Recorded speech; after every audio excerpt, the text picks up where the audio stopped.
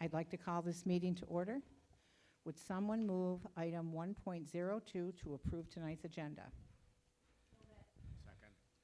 Are there any additions or corrections? All those in favor? Aye. Opposed and abstentions? Pass 600. Item 1.03, our evacuation procedure. At either end of this room are exits. In the event of an emergency, I would ask that you go to either exit and please move out and away from the building in an orderly fashion. Would you now join us in the pledge to our flag?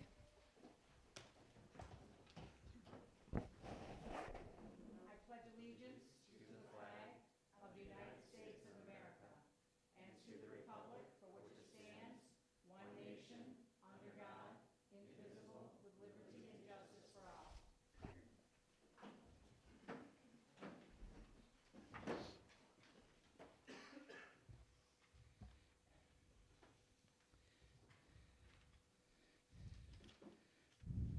We are now at the public forum portion of our meeting, and the first speaker is Kelly.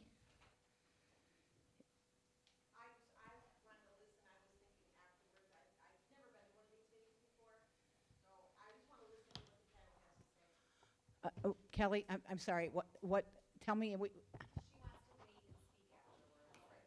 at the second, if on topics, the second public forum is on a topic on tonight's agenda. Okay, so I don't really know that that's on here. You do? Okay. All right, so yes, so the second one later on, I guess we can do that. The next one is D. Harris? I'll do the second too. Okay. Frank Castilla.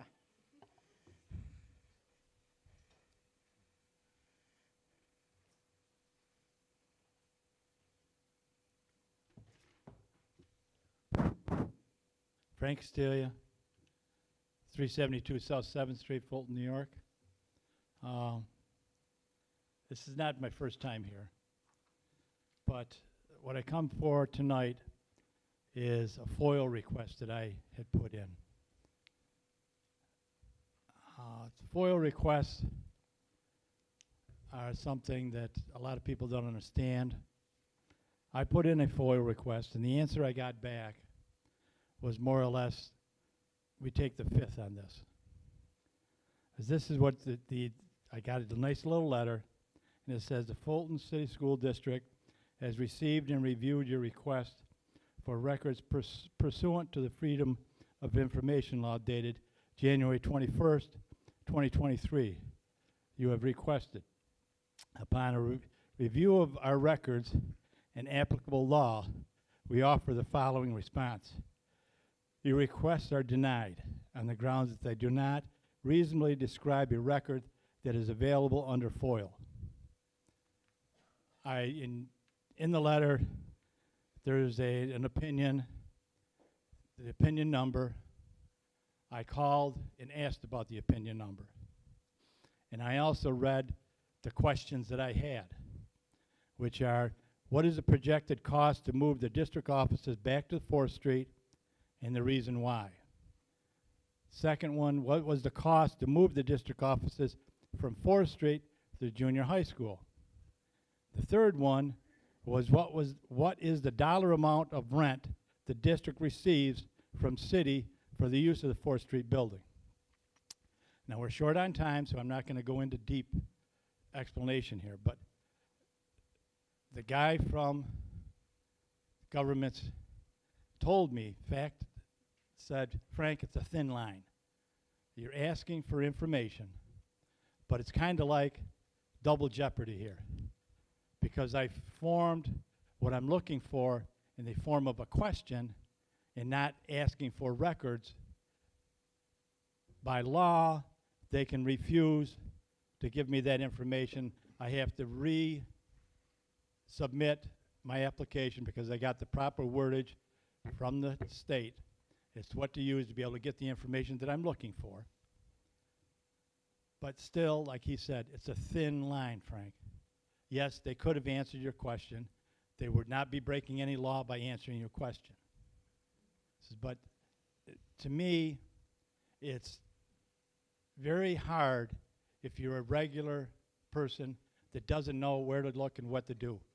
But if you want information, you should be able to receive it, unless you're asking for somebody's employment record, somebody's medical records. If you're asking Excuse for me. how, 3 minutes is my up. time's, okay. But that's it. Okay, now you just know what I'm looking for, okay? Thank you, Frank. And I don't think it's right. Thank you. Thank you.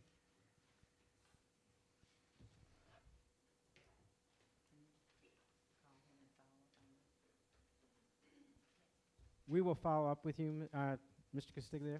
We'll follow up with you. And I believe I can explain what that was when we meet, but it was specifically so we have to go, because we don't have the conversation back and forth when in public forum, but we can set that up as soon as possible. Thank you. Next, I have Chuck Somerville.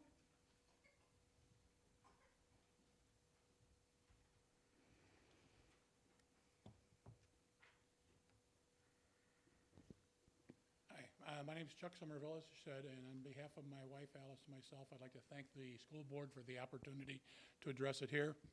And I think everybody in the community is really focused on the education and safety of our children as a top priority. And yet the school system does not appear that they seem to me openly communicate with parents. Oftentimes phone calls and emails aren't returned. This is not okay. We would wish to establish that we expect answer communications to our concerns. What do you as members of the board feel your role is? Do you govern, or are you representing the people, us, who have voted for you? If you are in fact representing us, the people who have voted for you, do you realize we all live in a community that is relatively conservative? Woke ideology is not a priority here. If funding was received for this, we need to find ways to cut back on programs so we don't need these funds. We would like to know if you are teaching our children CRT under the guise of social emotional learning or any other heading. We have received, have you received funding in this curriculum? We must have some part of this in our school, as the staff is no longer allowed to address students as boys and girls. They have to address them as only students. You have removed the Red Raider and Indian from our school's name and apparel. It's always been a sense of pride, not mocking. What's next? Are we removing our alma mater as well? When does it stop? We will tell you it won't.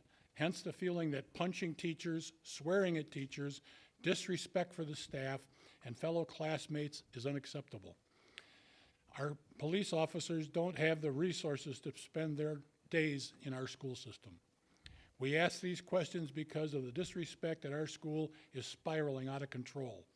We have seen this across the country in many school districts that have adopted the woke ideology. It causes a trickle-down effect. Some children feel more empowered to act out knowing there are no consequences for their behavior. Respect at every age is earned, not given. We have missing ceiling tiles in the bathrooms because it appears drugs are being stashed here. We have staff members standing in front of the boys' bathroom blocking the entrance. Our children should not have to hold their urine until they get home. The majority is being punished because of the action of a few bad apples. Based on the finding of Dr. Robert Malone, an internationally recognized virologist, immunologist, physician, biochemist, and author and inventor of mRNA technology used in the COVID-19 vaccine, his finding Excuse notes me? that as many children have been harmed by the Excuse me, 3 minutes is up. Thank you. Okay. Did you want to leave your written statement with me? Over here. Oh, are you going to finish? Okay. So next up is Alice Somerville. Hi, my name is Alice Somerville. I'm going to finish Charles' letter. Okay, Dr. Malone is an internationally recognized virologist, immunologist, physician, biochemist, author, and inventor of the mRNA technology used in the COVID-19 vaccine. His findings note that so many children have been harmed by the pandemic protocols that were forced on them. Children are now suffering from the emotional and psychological effects of the masking, distancing, lockdowns, etc. Parents in this district were not given the option, which they should have been, to decide if they wanted their children masked or not. It is not okay to repeatedly cut parents out of the guidance of their children. Studies now have revealed that masks do not and did not work.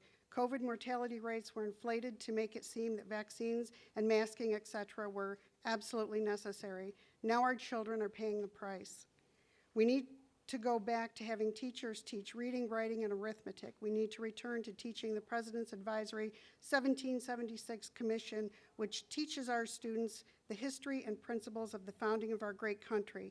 The current woke ideology curriculum is not working. Many kids cannot even write in cursive anymore and cannot read our founding fathers' documents. Teach respect for our country, the greatest country in the face of the earth. In regards to weapons, do you have a plan? Would metal detectors be a solution? They could be installed at the main doors at all entry during the day to be through all entry through the main doors if feasible. We realize that would be an expensive endeavor, but we could fundraise maybe or contact community businesses for donations. We don't see a quick fix to this, the problem that has been brewing throughout the pandemic.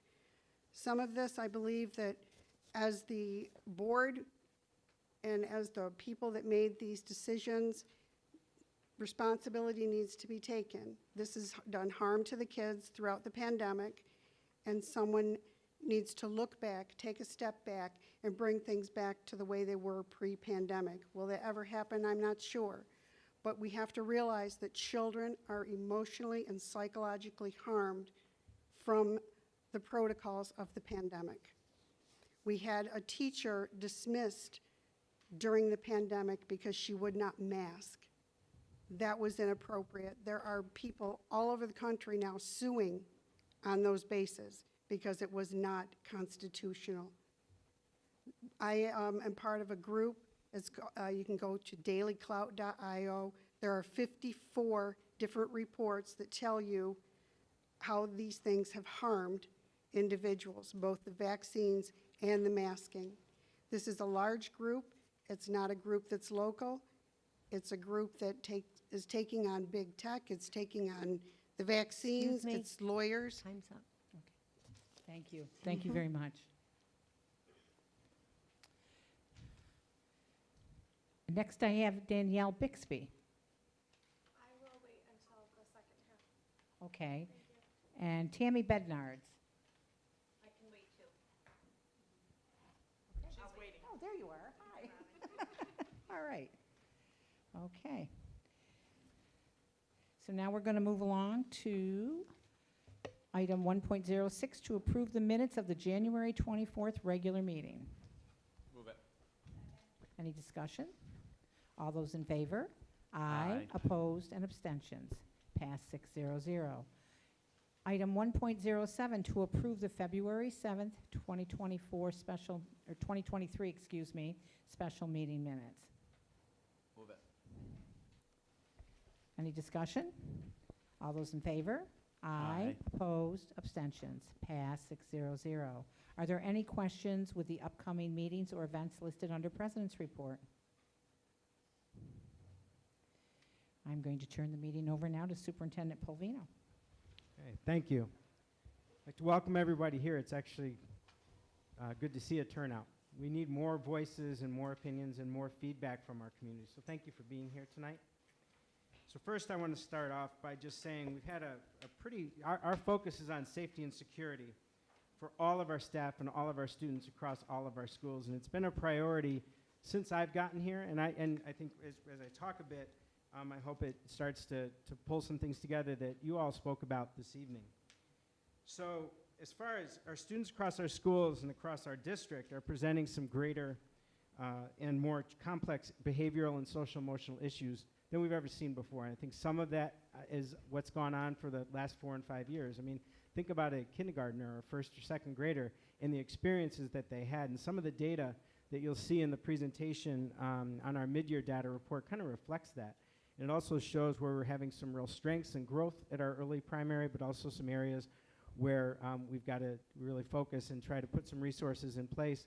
And it demonstrates how hard our staffs are working with our kids each and every day.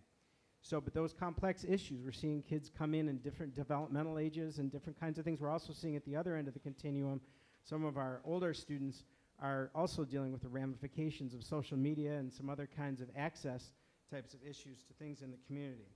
So some things that we've built in since last year, as far as the monies and the funding that we brought in, we actually added AIS teachers, we added a 6th grade counselor, we added support specialists in each of our schools.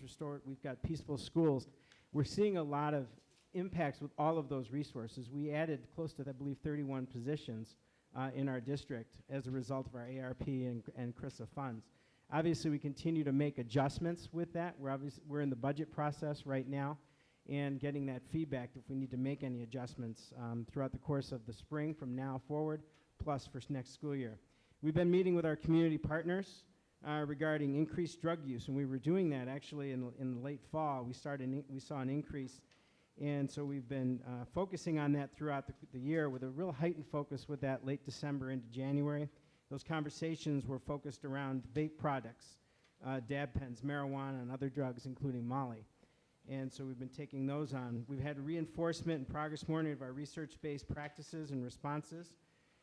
We have a full range of strategies and responses, and I will say just a piece of information here is I do all of the formal hearings, so superintendent's hearings where kids get 5 days or for serious infractions. We have surpassed the number that I've done in any other school year to this point. So we obviously are using some of our older practices coupled with all sorts of things in between to support behavior and social emotional types of issues in all of the classrooms across our district. So, but I would say at that end of the continuum, we have seen an increase in the number of students suspended at the higher numbers, the higher levels.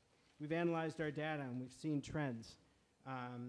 Bathrooms, for example, those kinds of areas where we've identified bathrooms and transitions as areas where we're going to be doing a lot more focus on what can we do to adjust, because we have to ensure access to ensure they have that opportunity to use it when they need to use it. We need to make sure that those are safe and secure and people feel comfortable and want to do those types of things and be able to use those areas and resources.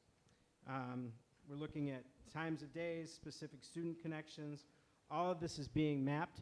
And I will tell you that the conversations I have each and every day with each of our administrative staffs, you start to make those connections, and we're being able to push resources towards those areas, change practices and strategies as well.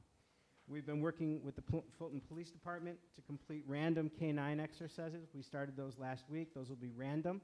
There's been a lot of questions about those in the community. Are we going to notify people first? Well, that doesn't, obviously that kind of defeats the purpose.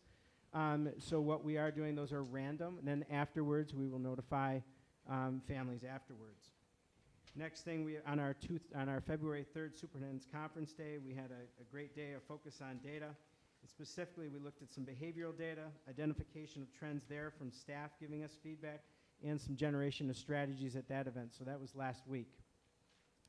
We've also been meeting with the police chief and the deputy chief for the Fulton Police Department, and we've been on the expansion of our SPO. We've been working on that since actually last summer, and we're looking at what's the strategy going to be to expand the SPOs. Right now we're in the high school and in the junior high, but we're looking to expand that program out to all of our schools in the district. They are obviously accessible to our elementary schools anytime there are issues. But we want to expand that program. We've built that into our budget. It's actually built in now, so we have that flexibility to do that. We're also reviewing and progress monitoring our formal disciplinary process. I talked about that just briefly when I was talking about the superintendent's hearings. And as I said, we've surpassed the number we've done in any other year.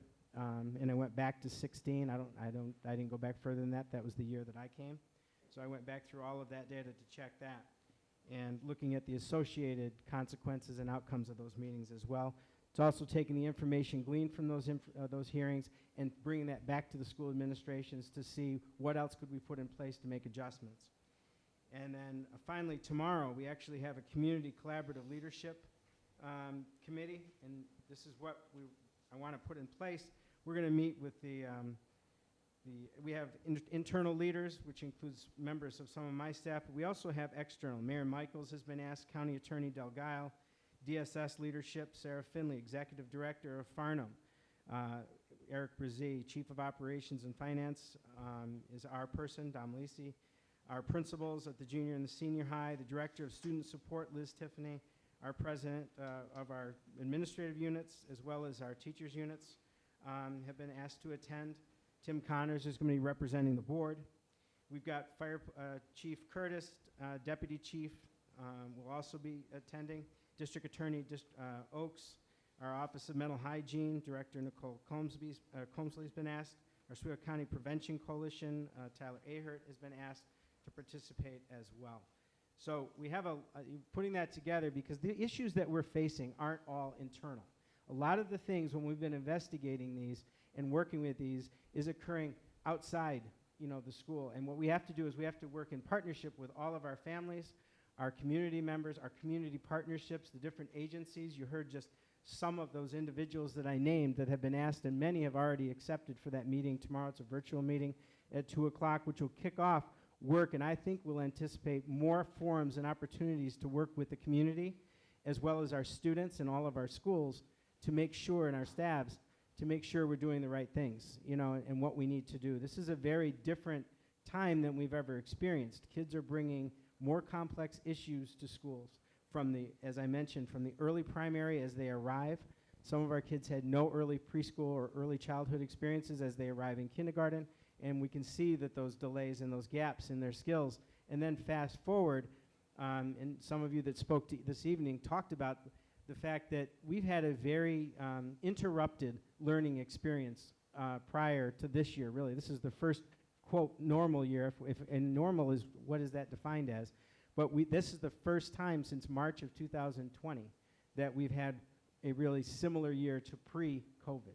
So I think those are the kinds of things that we need to really look at. Are there practices that are going really well? We need to build on those. Are there practices that are appearing to get some bang? What do we need to do to pick that up and improve what we're doing with that? And are there practices or strategies or resources that we can use differently that we seem that we're not getting the impact that we need from those? And I think that's a constant piece that we're looking at our data. And so we're able to make adjustments that way. The piece that is important, and I don't know if superintendents would say this or not. I can speak only for myself. I don't get the volume of phone calls I thought I would get when I took this job. And that's the thing. I am open and receptive to phone calls or your thoughts, emails. We have Let's Talk on our website. There are opportunities there. It's a button right on our front page with that. So there's vehicles right there. But an email or a phone call, please always feel free that you can reach out. And that I'd strongly recommend that. I don't know if anybody else on my team would add anything else that I've spoken to this evening. So I think there's other pieces. One of the things, and I see her in the front row over there, and we were talking a couple weeks ago, one of our parents, and talking about how can we get clearer information out, that's more meaningful and purposeful. So we're continuing to work on that when we communicate with you, getting accurate and timely information out. I think the other piece that we've got to look at in our schools is social media is really having a huge impact, and I don't believe I use those terms throughout the course of my dialogue here this evening. But social media, I would say, is in about 90% of the cases that I'm handling. So whereas Frank and I may have had an issue between the two of us in the past, if my friends and Frank's friends know that we're having friends, all of a sudden that extrapolates out extremely quickly, and we get layers of kids having issues. And we're seeing that as we map things out. We're like, oh, this is this friend to this friend, and now we can start to see those connections. And when we look into that, social media and the use of the technology, while is really a wonderful thing, sometimes is not always used for positive purposes. So I think that's a piece that as we move forward, we need to look at all of those pieces and working with all of you and all of those parents and families and staff that are not here this evening. That's got to be the mission moving forward. That's why this group tomorrow is extremely important, because I believe these are the leaders that provide a lot of those resources in the community, but more importantly are the decision makers outside the Fulton City School District that can help us work in a unified manner to meet the needs of every one of our kids every day. say, I just had to say, Mr. Palvino and I have never had really any conflict Okay. between the two of us. Okay. Frank's serious, because he had a conflict. You No, were we've never had a conflict. Okay, Okay? He was there for me when I fell Uh, down, broke my, okay. he was there to help me along. Thank you. Thanks, Frank. My question, you'll be providing periodic updates to this board and the community as the committee does its work? Absolutely. I Okay. tend to do something at every board meeting. We can provide updates. This is Okay. obviously a prioritized topic for us. And I want to Okay. make it very clear that this is about all 3,300 of our kids in this district. Actually, counting my pre-Ks, they're mine too, Yep. 3,400 and change kids in our district. That's what this is about.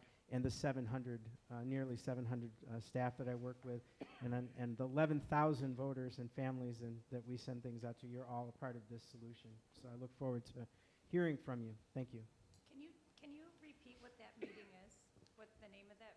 Yes, That group we're calling it, let me find my notes here, I got lots of notes here this evening. It's the, I hear it to my left here, the Community Collaborative Leadership Team. Was I speaking? Community Collaborative Leadership Team.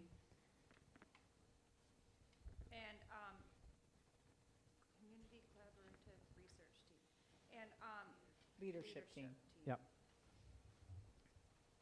And the last paragraph that I wrote, I got the letter in front of me, was we're asking for your support and assistance in developing an urgent and strategic response to these concerns that maximize the impact of our collective resources and expertise.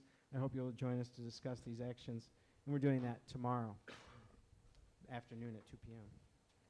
And people were asked to be part of this team? So we had talked about it at a previous board meeting, but yes, we asked all of the people that I went through and said all those names on there.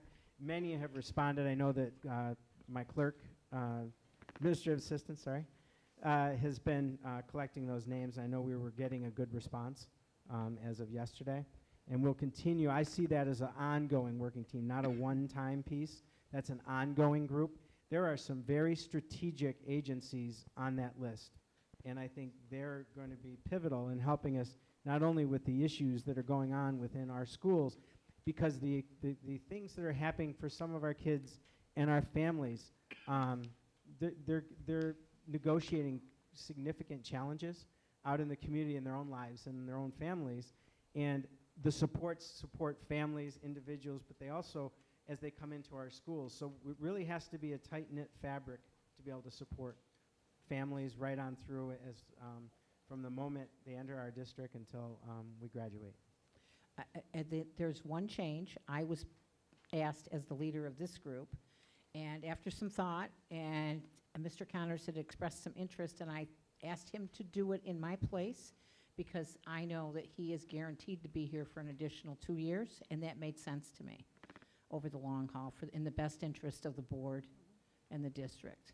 And how often is this team meeting? Do we know? And That'll will be we part of post it this. on the That'll be part website? of the discussion tomorrow. What we'll do, just like we're doing with other committees, for example, the logo branding committee, there's a specific page Yep. for that. We'll be doing something similar, I believe, around that committee. We're going to have that discussion with them tomorrow, and then we'll really talk about it. I believe it's a committee that needs to meet at least once a month. And a number of those individuals that I named are also associated with different committees and resources in the district, working through our community schools, all of those kinds of things as well. Is that correct?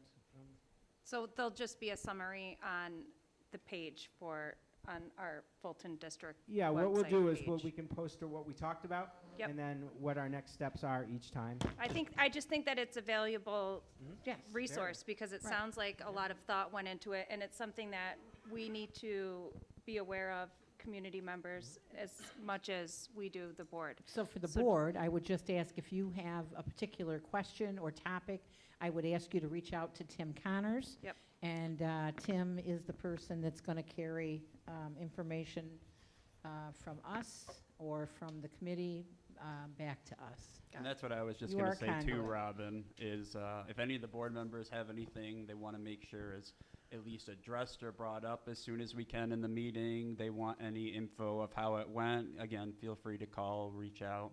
I'm normally available most hours, so yeah.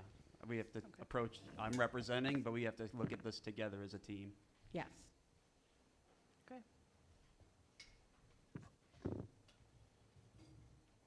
And then obviously there'll be generation of strategies, things like that, and we can take next steps.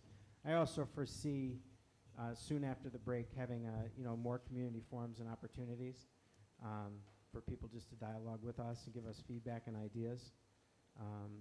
So Yeah, I think it's a very important subject, I think that most of the people here tonight are concerned. So I think having a summary and an ongoing conversation, or at least a briefing to keep people updated, would be important and relevant. The only thing I would ask everyone is, if you think you are not getting some kind of information, you have to let someone know what you think you're not hearing, because oftentimes we give a lot of information, and I have to be honest, I've had people tell me we give too much information. That's true, I swear, and I've had multiple people tell me that. Everyone, what I've come to learn and understand is we all have varied needs for information. We all don't want the same information. Our lives are a little bit different, which it never occurred to me. I should know better. I'm from a very large family. We don't all view the world. We can all grow up in the same family and not view the experience the same. It's the same in the community. So if you're not hearing something, please reach out to either the clerk address or the superintendent's office. You can come to a meeting, but we need to understand what it is, and we'll do our best to try to provide information. There are limits, though, when it comes to the safety and security. So if you've never been involved in safety and security plans, the one thing I can tell you is even we don't know all the plans, and we shouldn't, because it puts those plans at risk of not being good, solid plans for protecting the people in our district.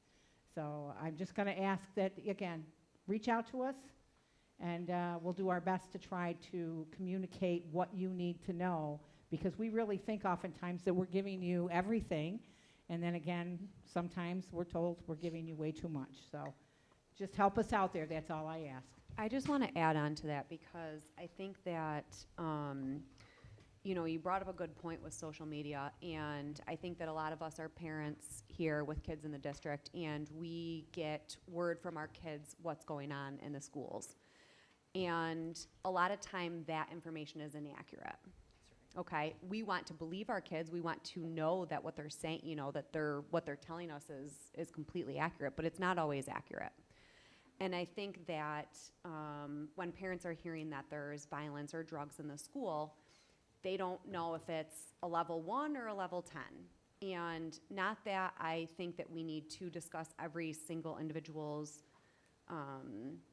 disciplinary actions, but I think that the parents want to know and need to know that there are some kind of consequences for the kids, and that this isn't just walk around and be done with school. And I think that sometimes, when we hear about the restorative practices, I think that, we do get some of the wrong impressions from that.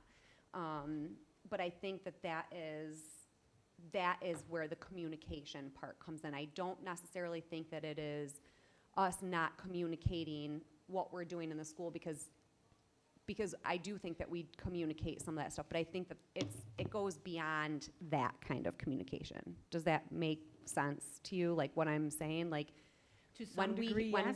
when we hear that, we get a text about a drug overdose, which is not accurate, right?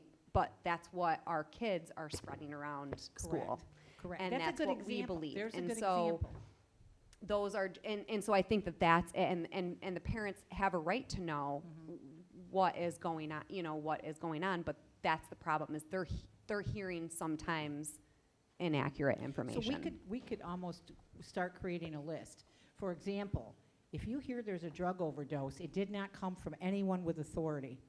And that is because that's a diagnosis that has to be made in a medical care facility. It will never come out of the school. So if you're hearing that, you're never going to get it from an authority. It would be inappropriate. And then there's probably a bunch of other examples. And if I can take a moment, I know there was some concern about why we met and had a special meeting, and we were very clear. It's because this group had so much information, and we needed to know what was accurate and what was embellished. And we discovered there was embellishments as well as some accurate information. But it's very hard to deal with any issue until you understand exactly what the issues are without all the embellishments. So to that end, I would just say that the superintendent and this board is working very hard to understand what the issues are and not what the rumors are. We're trying to get away from rumor and deal with fact. And I'd also like to add that everyone up here takes your children's safety and education first. Is this working? I think it is. I don't think I've ever worked with anybody who's more concerned about your students, your children's safety. One thing that I would like to see, I love that you guys are all here. I have been pushing voice for years. I love that we have student voice. Please talk to your kids and let them know to reach out to their student board rep, because she will bring all of this information to the superintendent, to the principal, back to the board. That's her job. She wants to be able to help her peers. Also, if it's something that you really feel is safety concern, super important, I don't want you guys to wait till we are meeting in person, because if it's something that's very serious, you need to reach out to your children's teachers, the principals, the superintendent, because if one of them doesn't know what's going on, they can't help. They can't stop something right away. And if you're just waiting till our next board meeting to voice your concerns, we could have maybe fixed it a couple weeks ago, or if it's really serious, we don't want to wait. We want to know what's going on. Your children's safety is the utmost importance to us, as well as their education. So please don't feel like you can't reach out. I mean, I know a lot of us have taken a lot of calls and texts from community members, parents in the district. I personally don't have children in the district anymore, so I'm not going to get those texts that Mrs. Papalardo was talking about, but they're real. I've heard from friends. They are getting texts from their students during the day. Please reach out to your administrators, reach out to your students, your kids' teachers, because we want to be able to keep them protected right away, not 2 weeks from until the next board meeting. So please, please reach out to us. So anything that's brought to us, to my knowledge, everything has been investigated, and a response has been brought back to the board, and depending on what the topic is, you may or may not hear back other than it was looked at and taken care of. So our superintendent and his team have been very willing and they respond as rapidly as humanly possible to do a good job to make sure they're getting factual information and getting it back to us. And if they find things that are wrong, they're making corrections along the way. They're not waiting. That's been my experience.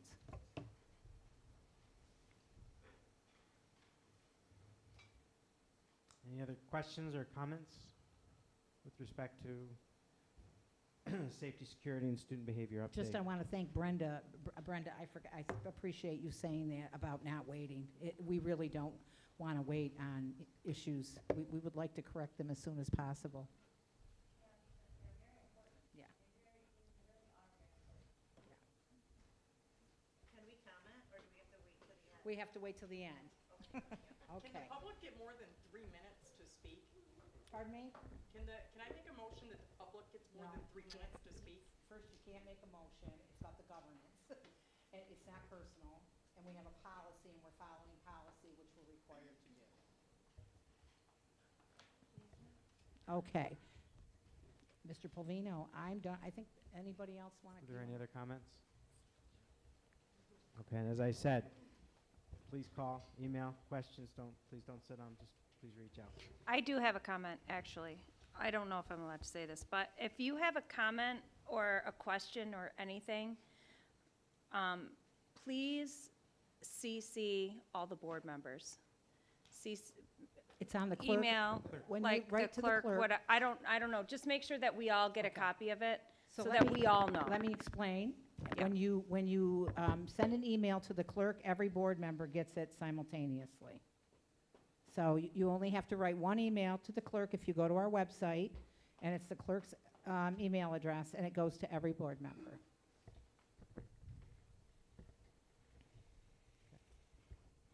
All right. Our second item this evening is our mid-year district progress report. Deputy Superintendent. Good evening.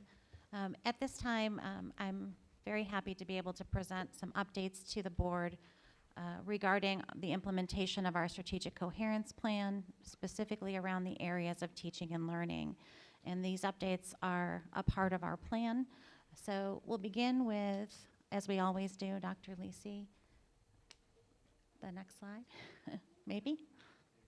Our mission and vision, bringing all of the work that we do back to these two statements and guiding our practice through these mission and vision statements that were developed by our community-based committee several years ago when we implemented our strategic coherence plan. In tonight's presentation, you'll see a mid-year check-in on progress on our strategic coherence plan goals related to specific and other related data points to support this presentation and allow you an opportunity to review that progress and ask questions about our implementation thus far this year. We do use our PLC Associates survey to measure some of our strategic coherence plan goals, and we administered that survey again this year, the baseline survey in the fall. That survey closed on December 16th of this year, and it was provided to students in grades 3 through 12, sent out to all families and all staff who were asked to participate in this survey. It's a significantly abbreviated version of the original, and that abbreviation was based on feedback we got from the community that the survey originally was far too long. It was also far too long for our students, and they asked us to narrow the questions down, which we have done. The action steps that I'm going to review today are the priority action steps that we've been focused on in 22-23 from the Strategic Coherence Plan. And the next steps or next actions that you'll see reflected in this presentation are adjustments to or ongoing efforts that we anticipate pursuing for the remainder of the school year. So we'll begin with the leadership area of the strategic plan, and specifically the implications for teaching and learning around our multi-tiered system of support. So the goal here is that by 2024, all school leaders will implement our agreed upon systems and structures that improve individual and school-wide practices.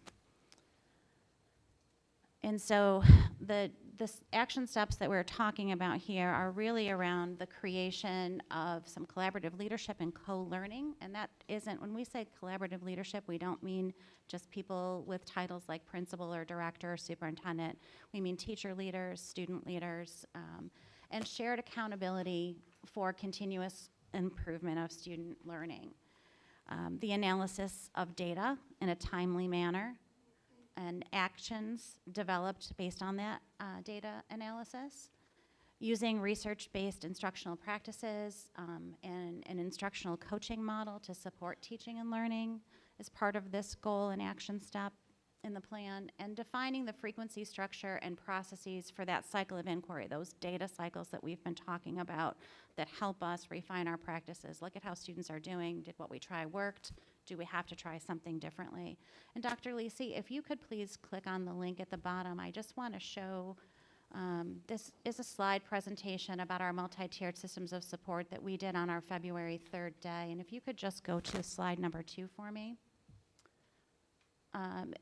I wanted to show you the progress that was made in this particular area. And again, it was a collaborative effort by our teams pulling together how do we make a system work where we have very clear roles and responsibilities throughout the data cycle process.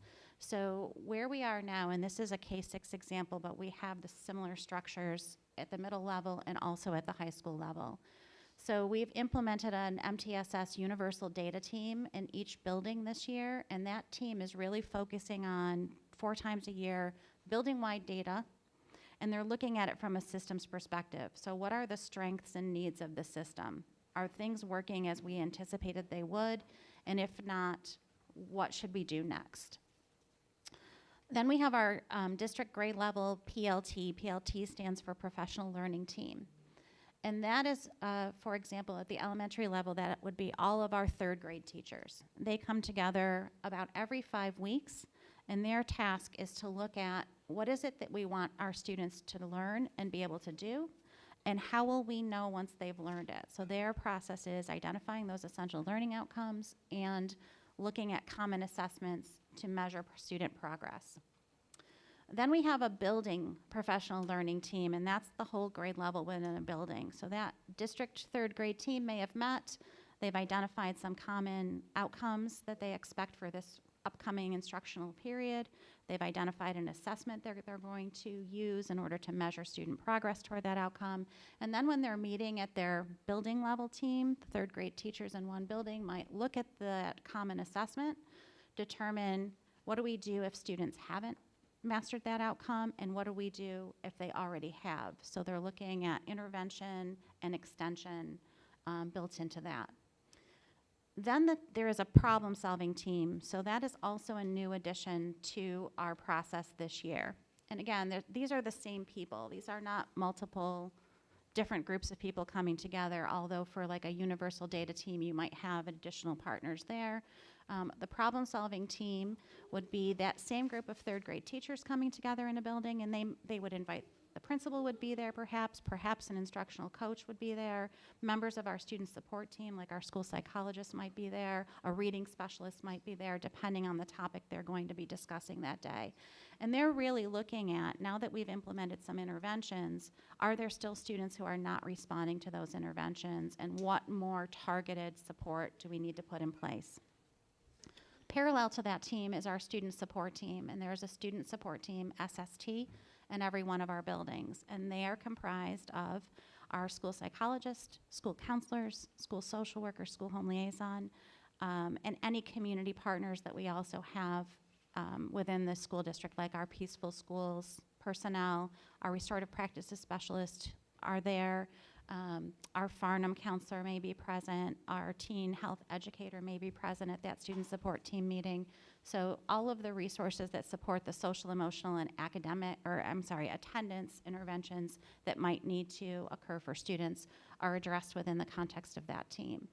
And then finally, intervention team is a specialized interdisciplinary team that takes a look at all those students who are not responding to the interventions from the problem-solving team or the student support team, and that's where highly individualized and targeted plans are developed. Now that system is up and running in our elementary schools, and again, we continue to refine and enhance that process. Junior high and high school are just getting underway with what that could possibly look like to be effective within that structure, which is just a little bit more challenging given the number of teachers a student may have in the course of a day. So we can go back to our regular presentation.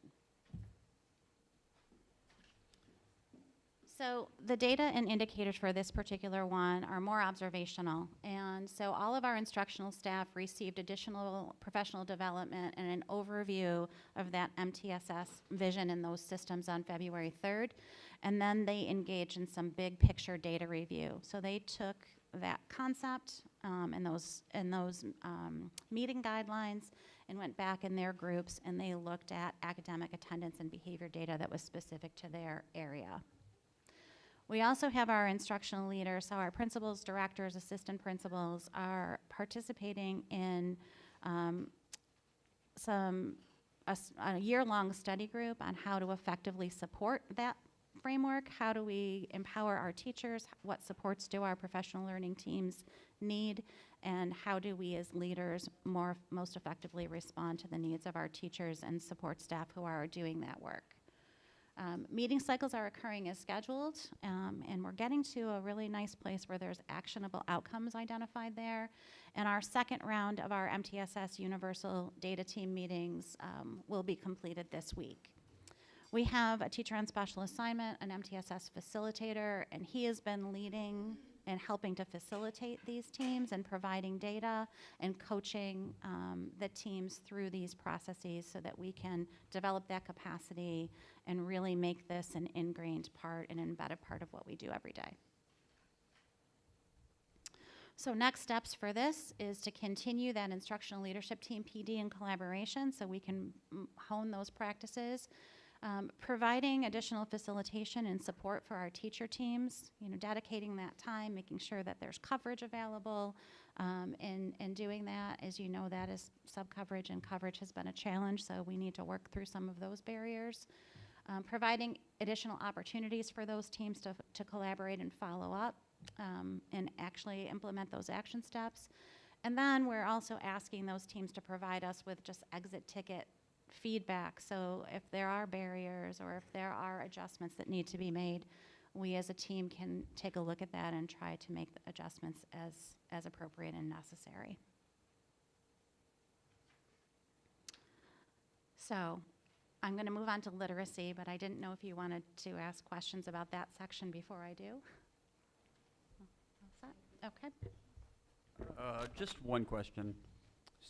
Breaking it down based off the information we've received to kind of, it's a very nuanced discussion with a lot of different key points. Yes. So thank you for describing them, because there are a lot of pieces that go into the way we deal with these issues. But as far as we can see from the data and an overall trend, are we seeing that the things we are implementing are moving us in the direction that is consistent with our plan? In some places and at some grade levels. And I'll be able to share a little bit more specifically what that looks like. Thank you. I have just one question. So would behaviors in a classroom come up as a barrier, quite possibly? Is that where you would first see that? So that would be considered a barrier? Yeah, attendance, academics, and behavior are all part of those conversations. Thank yes. you. Thank you. So going back to our strategic coherence plan goals around the area of literacy, our goal is by 2024, 95% of our third grade students will be reading at or above grade level. And so our baseline for this year, and you'll see the abbreviations BOY and MOI. BOY is beginning of the year and MOI is middle of the year. So our baseline at the beginning of the year was that 50% of our third grade students were at or above grade level coming into the fall. And the second goal within that section is that by 2024, 80% of our students taking the English Regents at the high school level will attain a level 4 or better. So in June, we had 62% of our students in the June Regents score at a level 4 or 5, and this past January we have administered the test again, and 55%. So just to keep this in context, in January of 2020 was the last time we administered the Regents to a full cohort of 11th grade students. There was no June Regents that year. In 2021, we also did not have administration. There were exemptions granted for the Regents exams there.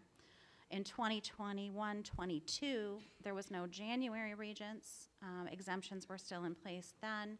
And June of 2022 was that first administration, like as I just mentioned, since the COVID closure in March of 2020. And then this year, we administered the January Regents to all 11th grade students and some of our 10th grade students, as well as 12th grade students who did not yet pass that exam and did not have an exemption for that exam. So, Quick question, Jerry. yes. Is the 62% of the cohort or 62% of the cohort that took the test? 62% of the students tested. What Okay. grade is a level 4 or 5? So I'm going to have some charts, and I can show you exactly the breakdown of that. So the action steps that we've been focused on this year within this part of the Strategic Coherence Plan is our continued participation in the Oswego County Literacy Initiative, which has helped us really develop those science of reading practices, provided professional development, our letters training, and other things that you'll see mentioned here. Doing a lot of collaboration around essential standards and curriculum work K through 12. So that is an ongoing process in making sure that we are really focusing on those skills and those standards, and therefore those skills that are going to be necessary for students as they progress from one grade level to the next and out into the world as citizens and employees. Implementing our ELA curriculum resources with integrity, and so we are using evidence-based curricula, and we want to make sure that we're not leaving out essential components of that as we're teaching. And our teachers have been doing a wonderful job of collaborating with one another, focusing on areas that really have impact in their teaching. Our teachers are still undergoing the process of training in what's called LETTERS, which is Language Essentials for Teachers of Reading and Spelling, again aligned with the science of reading. Implementing our Tier 2 and 3 intervention systems, embedding literacy skills across content areas, monitoring our writing expectations, and our writing task force is up and running again, which will look more specifically at that, and providing professional development around writing. So in the fall, Professional Development Day, and again, this past February 3rd day, we had a number of our teachers go through what's called the Writing Revolution training, and that was teachers in grades 2 through 4, and we're looking at how we can provide that opportunity for other teachers as well. So let me explain what these charts mean. So we had a collaborative meeting with our principals and our director of literacy and our director of early childhood, and our representatives from Amplify and CKLA came to review this data with us this past week. If you'll see the bars in green on this chart, they represent the national outcomes, or outcomes at the national level for the beginning of this school year. Fulton is in gray, and let me talk a little bit about what this means. So at the beginning of the year nationally, 33% of kindergarten students came into kindergarten on track or ready for core instruction. They had those readiness skills for literacy. At mid-year, that went up to 51%. In Fulton, 16% of our kindergarten students came in on track, and by mid-year, we went up to 40%. This is a huge celebration for our early literacy teachers and the work that they're doing there. It's a significant increase and a significant amount of growth for our K students.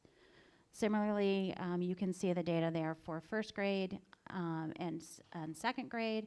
And then when you look at third grade, you start to see those trends change a little bit.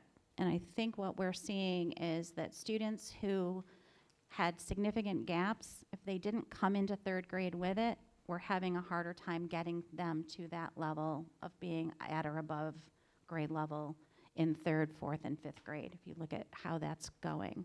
And it is definitely an area that we need to revisit and spend more time focusing on. Our intervention, on February 3rd, we spent a lot of time, our team spent time regrouping, reassigning students to intervention based on mid-year data, and we're hoping to start to see those trend lines change as well. And this is very similar information, but again, it's the percentage of students who came in needing intensive intervention at the beginning of the year. And you can see nationally, I believe that says 48% of kindergarten students came in needing intensive intervention, and that went down to 32. In Fulton, 70% of our kindergarten students came in needing intensive intervention, and that is now at 43%. Is this after they've been receiving interventions, or is this just, I mean, So- how many of that 70% are receiving interventions? So all of them would be getting some kind of Okay. intervention, and at the mid-year, that number is down to 43%. So progress is being made there.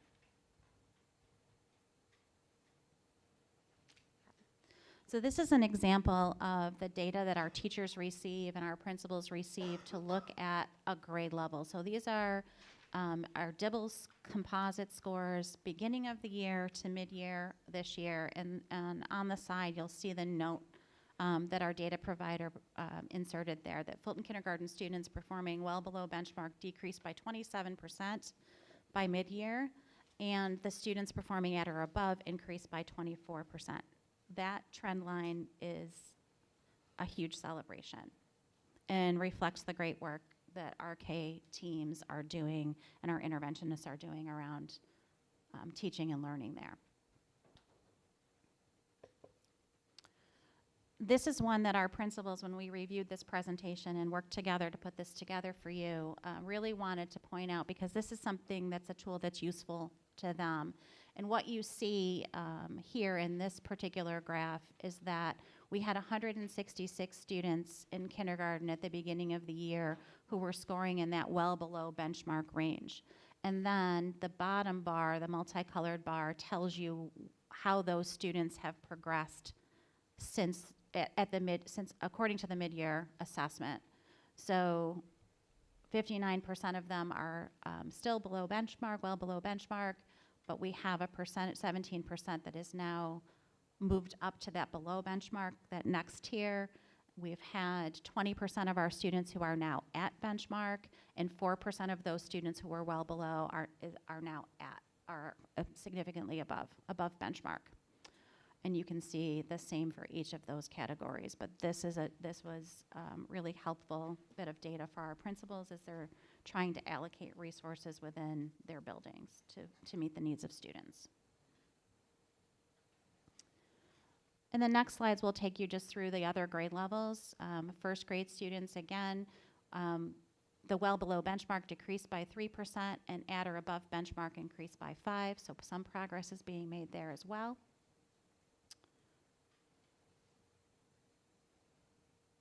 In second grade, our well below decreased by 13%, and our at or above increased by 9%. And at third grade students, this is where we see that trend line change, as I mentioned in one of the previous slides. We have students who are performing well below benchmark. That increased by 5%. So you saw that the skills that they were missing continue to impact their progress and is reflected in this mid-year assessment. So that takes us from elementary to our high school, and here is the data set that you were asking about, Mrs. Papalardo. So the levels are there. Level 1 is a 0 to 52. A level 2 is a 53 to 63. A 3 is a 64 to 78. A 4 is 79 to 84. And a 5 an 85 and above. And in this administration of the Regents, we had 113 students score a 5, and that's 30% of the total cohort of students who took the test. So I'm going to just get you the exact number. So we had 293 students tested in January. And here you see this graph illustrates the special appeal. So students get credit for the Regents if they receive a 50 or above under the special appeal rules. So you can see this chart compares the scores from the special appeal criteria against the traditional passing rate criteria. So we had 9% of our students score 0 to 49, which means they did not get credit for that Regents, 25 students. And 268 scored in the 50 to 100 range, which means they got credit for that Regents exam. And if you look at that against the traditional scoring model, 231 of our students, or 79%, scored in a traditional passing range of 65 to 100. So where do we go from here? There are both celebrations and areas for growth within that data. We are going to continue, as I said before, with our Oswego County Literacy Initiative. We did some work around sound walls and the writing revolution in the fall, and again in this past Professional Development Day. We are working on common assessments that will help with more interim evaluation of student learning. The Essential Learning Outcomes site, which we have presented briefly to you previously, but we'll come back to an update on that at the end of this year, which will be a tool for parents and teachers and students to go on and look at exactly what am I supposed to know and be able to do, and how will I be assessed on those essential learning outcomes, and how they are connected in an interdisciplinary way between and among content areas. So really focusing again on literacy skills across the content area, having more vertical meetings, reviving our common anchor charts and common vocabulary across 7 through 12 and down into 5th and 6th grade as well, so that students are hearing the same vocabulary and using the same structures throughout their time here in the Fulton City School District. This year we've got 168 staff who've been trained in volume 1 of letters, and 8 more who were trained in volume 2. So we're going to continue offer that training and boosters. We did, with your support, invest in having our own trainers within the district so we can offer that training in different and more flexible ways to our staff. We are refining those Tier 2 and Tier 3 interventions, getting much more diagnostic and specific about which ones we're using and when, and reestablishing the writing task force. So a core team met, and they have a direction and a structure, and they'll be soliciting additional members from among our teaching staff to begin that process of really reviewing how we support writing more effectively across all grade levels and content areas. All right, so that takes us to instruction, but any literacy questions before we move on? Okay. So our instructional goals are specifically around this student voice survey of that PLC Associates survey I mentioned at the beginning of the presentation. And the goal is that by 2024, 80% of our respondents will say they agree or strongly agree that classes are interesting and keep their attention, that in class we often work with partners or in groups, and my teachers check to make sure students understand. So our December baseline, based on that survey of this year, is that classes are interesting and keep my attention. 54.9% of our students agree or strongly agree, and that's grades 3 through 12. In class, we work with partners or pairs. 67.7% agree or strongly agree, and my teachers check to make sure students understand. 78.2% of students who responded agree or strongly agree. So the action steps around this are specifically around the instructional priorities that we've talked to you about: learning targets, checks for understanding, student engagement, embedding of literacy, positive behavior support and environment within the classroom. So we continue to revisit our instructional priorities as action steps for this year through our coaching model, through our professional learning communities, and through a number of other methods like faculty meetings and study groups. I think that our principals and our coaches have taken a real leadership role here, and they're spending a lot of time talking with their teams within their buildings about what these instructional priorities look like and how we effectively support their implementation for the benefit of student learning in the classroom. So these are the graphs that go along with that baseline data that we talked about, and you can see this one, the question, classes are interesting and keep my attention. That's the 7th through 12th grade version of the question. The elementary version is my teachers make learning fun. And so again, 54.9% agree or strongly agree, and then you can see the breakdown in the other categories. Here's the comparison of the elementary response, which is in the darker blue, and the secondary response, which is in that lighter blue color, to the same questions. Here's the data on partners and groups. Again, this is holistic, grades 3 through 12, and the number of respondents for each of these graphs is listed there. So 1,041 students responded. And here is, again, the breakdown: elementary responses in the darker color and secondary responses in the lighter colors. My teachers check to make sure students understand, 78.2 overall. And then again, the breakdown, elementary versus secondary. So what we really are focusing on is continuing to build this capacity. How do we engage how do we engage our students more effectively?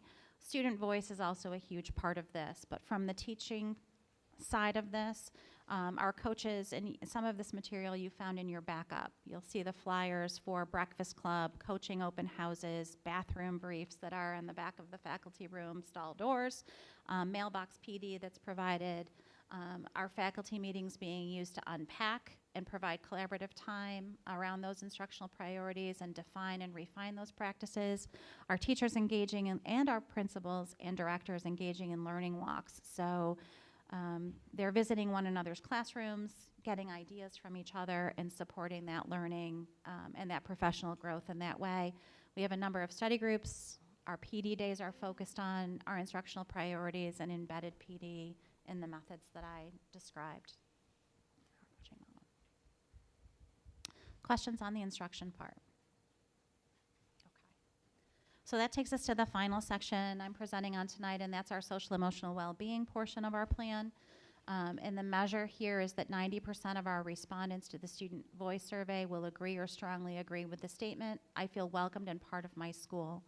And "I feel like I belong at my school" was a question that we added based on our culture work, kind of changing the phrasing of that a little bit. So the first question this year was only asked to students in grades 7 through 12 because, quite honestly, it created some confusion among our younger students. So we changed it to "I feel like I belong at my school" and gave that to all students in addition to the first one to students in grades 7 through 12.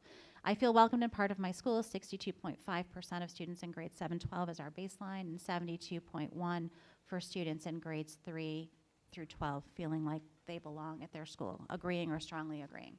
Jerry, how will we drill down in that data to find out what those numbers represent? Do you know what I mean? What produced those numbers, those percentages with our students? So the surveys are anonymous, so we cannot drill down to the individual student level on these surveys, but our elementary schools are giving check-in surveys that are student-specific. So if a student is saying that they strongly disagree, they do not feel welcomed at their school, there's an opportunity for connection and further exploration. And the same with students who respond that they do feel welcomed. Why? And how do we replicate that for more students?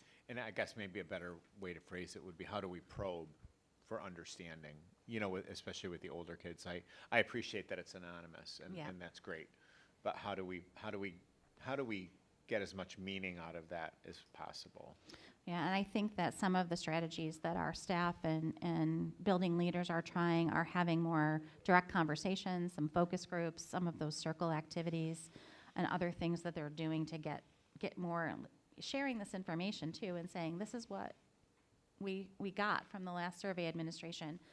Help us refine that more. Can you be more specific? Can you talk about specific things? So those are happening in smaller group conversations and with some of the more specific survey or assessment questions that then are given separately from this bigger survey. Jerry, the number of responses is what has been bothering me. Yeah, so let me go. Particularly, from the students, is there a way we can increase the student involvement in sharing their thoughts? That is actually one of our action steps for the end of the presentation, that we really want to get more responses, not just from our students, but every one of the cohort groups that participated in this survey. And I know people are surveyed out. Surveys are a very common tool right now, and this particular one, though, does directly drive action and allocation of resources within our district. So that brings me to the next question is, do the people we're asking to take the surveys understand the value, what's in it for them to complete the survey? Because there is value, but I don't know that everyone understands that. Agreed, that we need to be clearer about that. Okay. And why this is important. I mean, I just have randomly, I do like to randomly check in with some kids, and I just think that they need to understand more that their responses do help drive decisions that are going to impact them. That's right.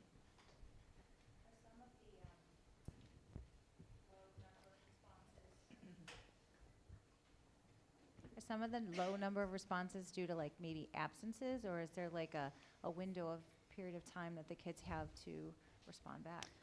This particular survey was open for about 5 weeks. So it was a long time. Yeah.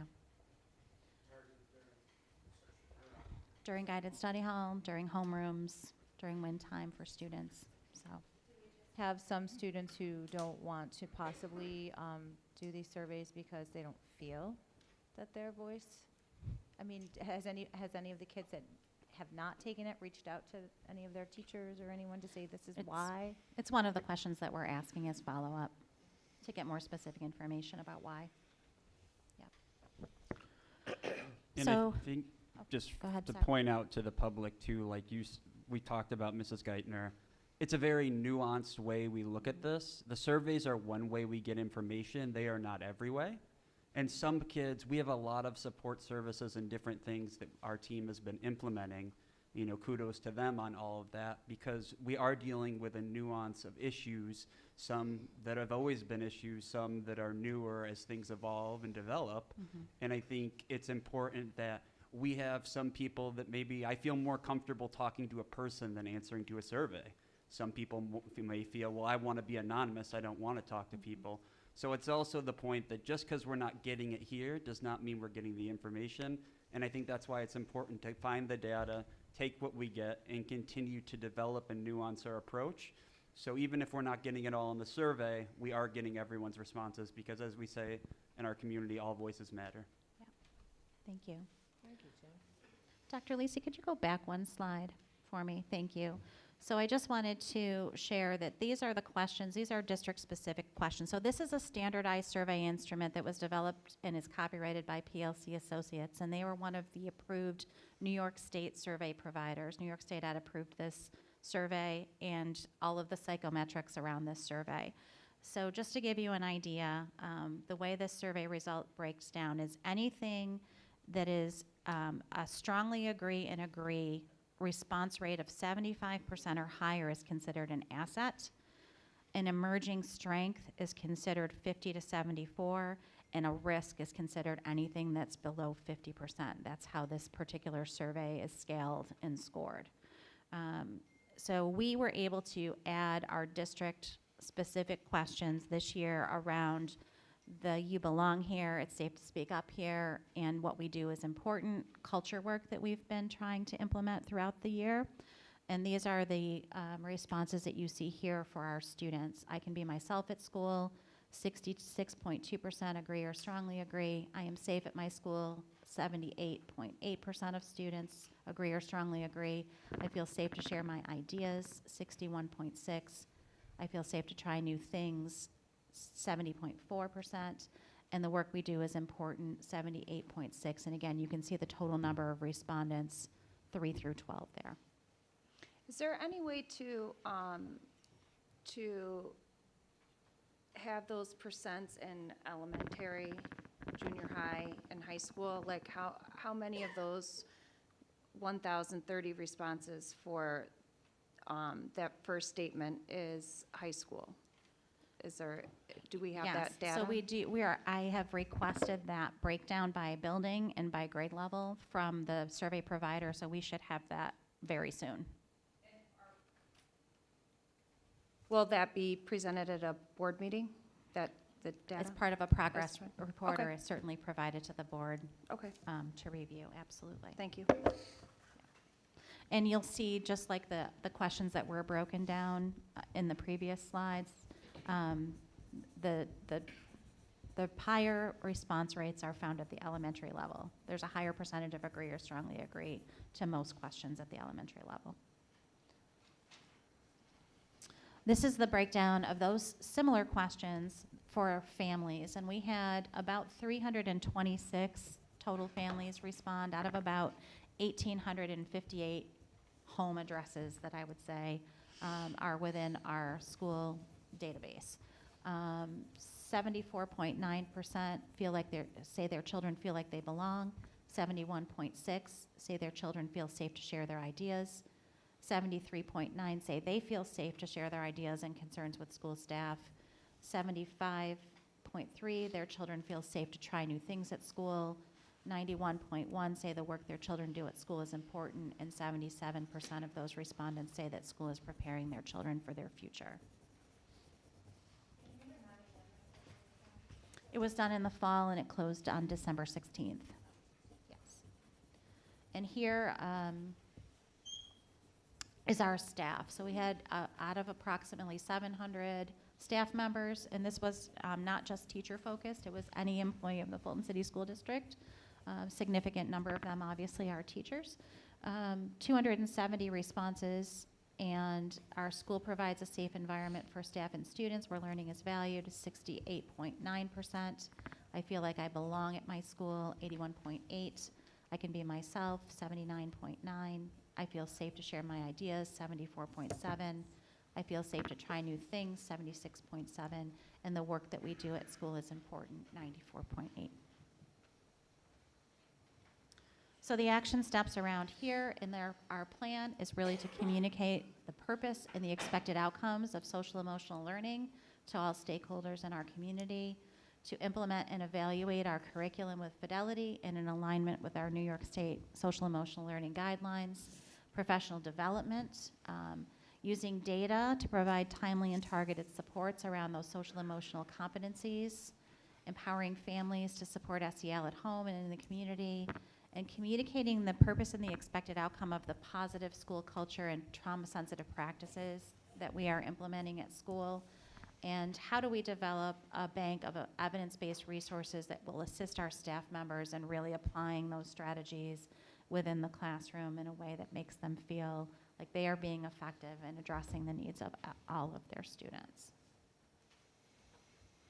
So here are some more of the charts. We've already reviewed the data, so I'll just gloss over these quickly. 62.5% feel welcome and part of their school. That's 506 7th through 12th graders answering that question. 72.1, I feel like I belong at my school. 1,043 3rd through 12th graders. And here is the breakdown between elementary and secondary. This is a significant data indicator here. This is our attendance. The students in red, a little over 40% of our students are chronically absent as of the mid-year. That means that they have not been present at least 91% of the time. So 90% or less. They've missed 10% or more of school, to phrase that in a different way, up until this point. And 59.9% of our students have met or exceeded our attendance expectations of being present 91% of the time or more. So what happens to those kids that are absent, chronically absent? Like, where do they go? Do they, I mean, if they're not here, they're not getting what they, I mean. Well, and that's one of the things that our student support team and our teachers are working on. How do we intervene with students who are chronically absent and missing significant amounts of school? So both community-based and school-based interventions for the attendance, the reasons, they are many, and what is the root cause of the absentee or the chronic absenteeism, and how do we address that root cause? But also, how do you, as a classroom teacher, then adjust instruction, provide intervention, provide additional support for students who are so frequently absent from school? And are there certain ages that are more, I mean, is it a lot mostly high school kids, or is it, you know, We tend to have bookends. We tend to have many early primary kids who have high absentee rates, and then many late high school, 11th and 12th graders who have the highest rates of chronic absenteeism. And are they considered unexcused or excused? This is or every how? kind of absence. Okay. So this is, the way the state defines chronic absenteeism includes any absence from school, absence for any reason. So it could be illness, it could be other things that are keeping students from school. But this is the total impact on minutes of instruction and exposure to instruction.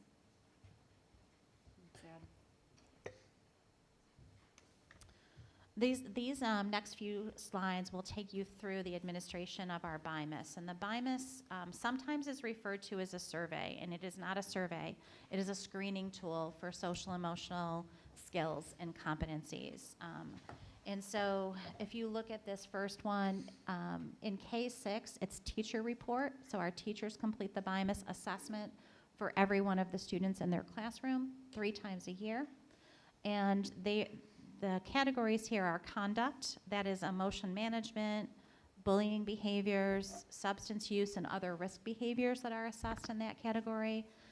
Negative affect, those are many internalizing behaviors that might be indicators of anxiety or depression or withdrawal.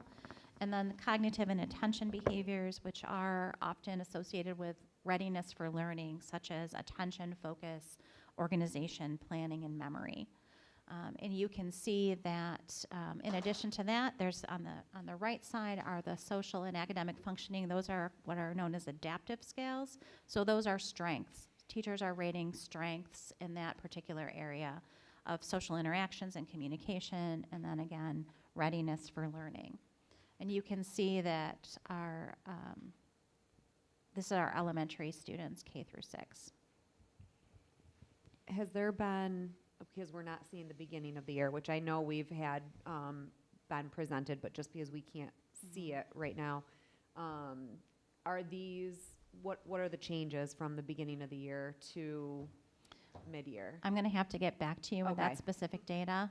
We do have comparison charts, but I don't have them right here in front of me. And Mrs. Geithner? Yes. Just to be clear too, a shift in the data, I mean, I guess on a large scale might implicate something on a larger scale happening, but as far as the emotions, is this something too, you know, something changes in one student's life, it'll show up as a difference, so that all changes we see at the broad level might not be to an everybody, but, you know, everybody dealing with an individual problem of their own Yeah. that shifts some of these. So this is very student specific. So every student is rated. So this is a time consuming and very intentional process for teachers at the K-6 level. So they complete, I believe it's 32 questions on each student in their classroom, and they look at the 2-week period immediately prior to the assessment time. So it's not everything you've known about this child for the entire time you've known them. It's in the last 2 weeks, how would you rate these questions? And it's done for every student individually at the elementary level.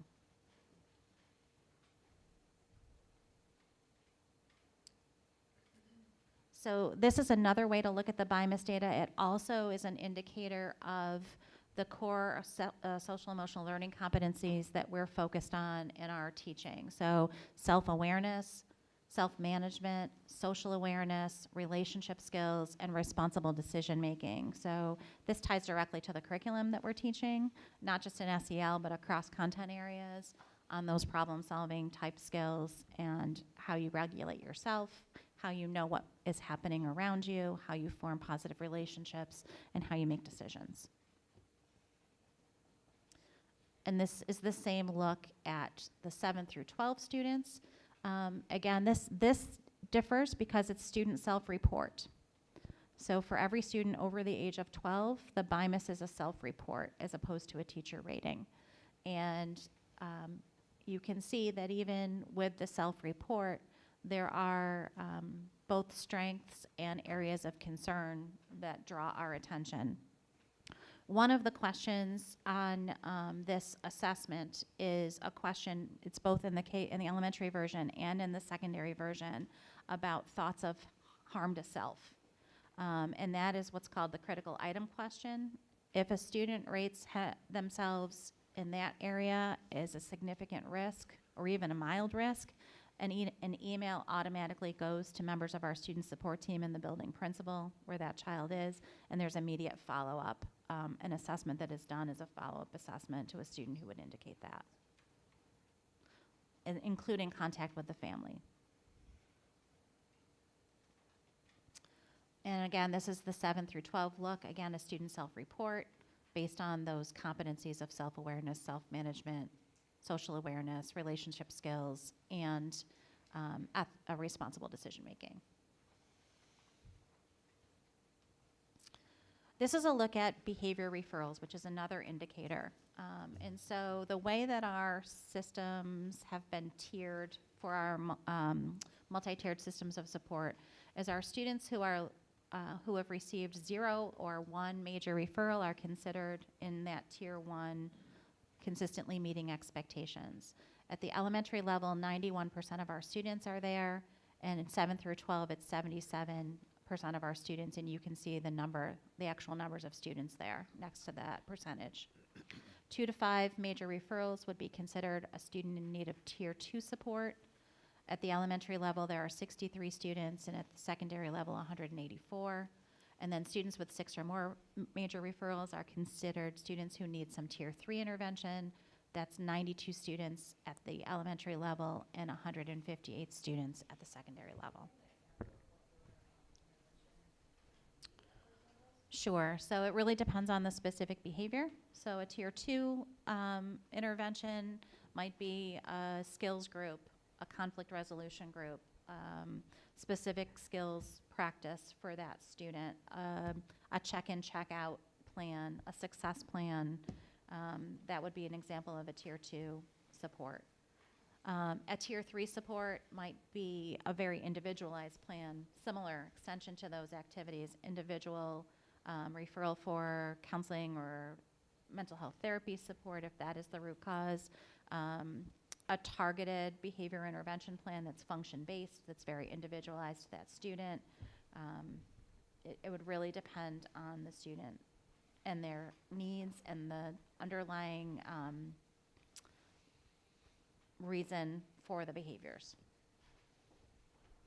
In the previous data we just looked at, are the referrals a factor in that equation, or are these two independents? They are independent from one another. Okay, so if I see referrals, I'm not writing that we need improvement in this area because of the referrals. That's based solely on that 32 kind of questions you had mentioned before. Right. The BIMUS is a social emotional screener. And so it gives you different types of information. Thank you. So this is a more specific breakdown of what types of major behavior infractions we have recorded through the first half of this year. So there have been a total of 1,834 major infractions at the elementary level, representing 243 students have received referrals for this type of infraction. And you can see the highest number there for unsafe behavior, physical aggression, out of assigned area, and disruption to class are the top reasons. Overt defiance and insubordination, I skipped over that one in the middle there. The top reasons for referral at the elementary level. So are these kids that are being suspended? Sometimes, some of them. It depends on the particular infraction situation and other factors that repeat offenders and other things like that of the same types of behavior. So it would depend on this individual circumstance. But that's definitely one of the responses. And how many kids do we have K6? We have, let's see, 1,634. Okay. Oh, yes, 1,634. This is the same look here for our secondary level students, grades 7 through 12. You can see by far the most serious or the highest rate of referral is for skipping class, 1,490 referrals for skipping class, a total of 3,325 major behavior infractions for the first half of the school year. 482 students are represented in this data in grades 7 through 12. Mrs. Geithner? Yes. Quick question. When you mentioned skipping class, Yes. just to clarify, does that mean you're marked absent at the beginning of the class? Or does that mean you didn't show up at all for the entire class? If we go back to the definition, it means that you've missed 50% or more of class without justifiable excuse. Thank you. So our next steps for this area is to continue to enhance those student support services to really meet the wide range we're seeing and the intensity of need. We have added a behavior interventionist for 2 of our elementary buildings for the second half of the school year. We are still looking to fill the SEL coach position at the high school. We are exploring expansion of our peaceful school social emotional learning interventionists, expansion of Farnham services, and expansion of mental health counseling as additional supports. We are still working through community and partner collaborations around attendance, behavior, social emotional, and mental health needs. So our student school culture advisory is a big player there. That's where we do get to hear a lot of student voice about the needs. Our grades 5 through 12. And our community school advisory, which has been a long-standing group of, there's more than 35 community agencies who are represented. They don't all attend every meeting, but they come in and out and help us with a number of things and problem solving. Our community leader problem solving that Mr. Polvino mentioned is tomorrow for our first meeting. And then we'll be scheduling those community student and staff forums following the February break and into the future to get additional feedback. Still building our staff capacity around social emotional competencies and teaching those competencies. Had a wonderful conversation at the high school this week about how to embed relevant connections to that within content areas, and there's many opportunities for that. We are working on expanding and continuing to refresh training that we've done in the past around behavior support and de-escalation, and refining our behavior interventions inventory again, which we've had in place for a number of years, but we need to go back and revisit those effective practices that we had in place once and add to and retrain many new staff members on how to use them currently. And then allocate all of those resources based on that MTSS data review and the action planning around those multi-tiered system of support team meetings. Jerry, I had a question back on the slide that showed the infractions and skipped class. Where can all of those students be if they're not in the classroom? That is a great question. That is a great question. And the answer varies. I would have to, that's one of the areas that we're digging down into. At the high school MTSS meeting, Mr. Murray asked specifically for the team to delve further into skipping, and specifically where students are going, for what reasons, and how do we address that.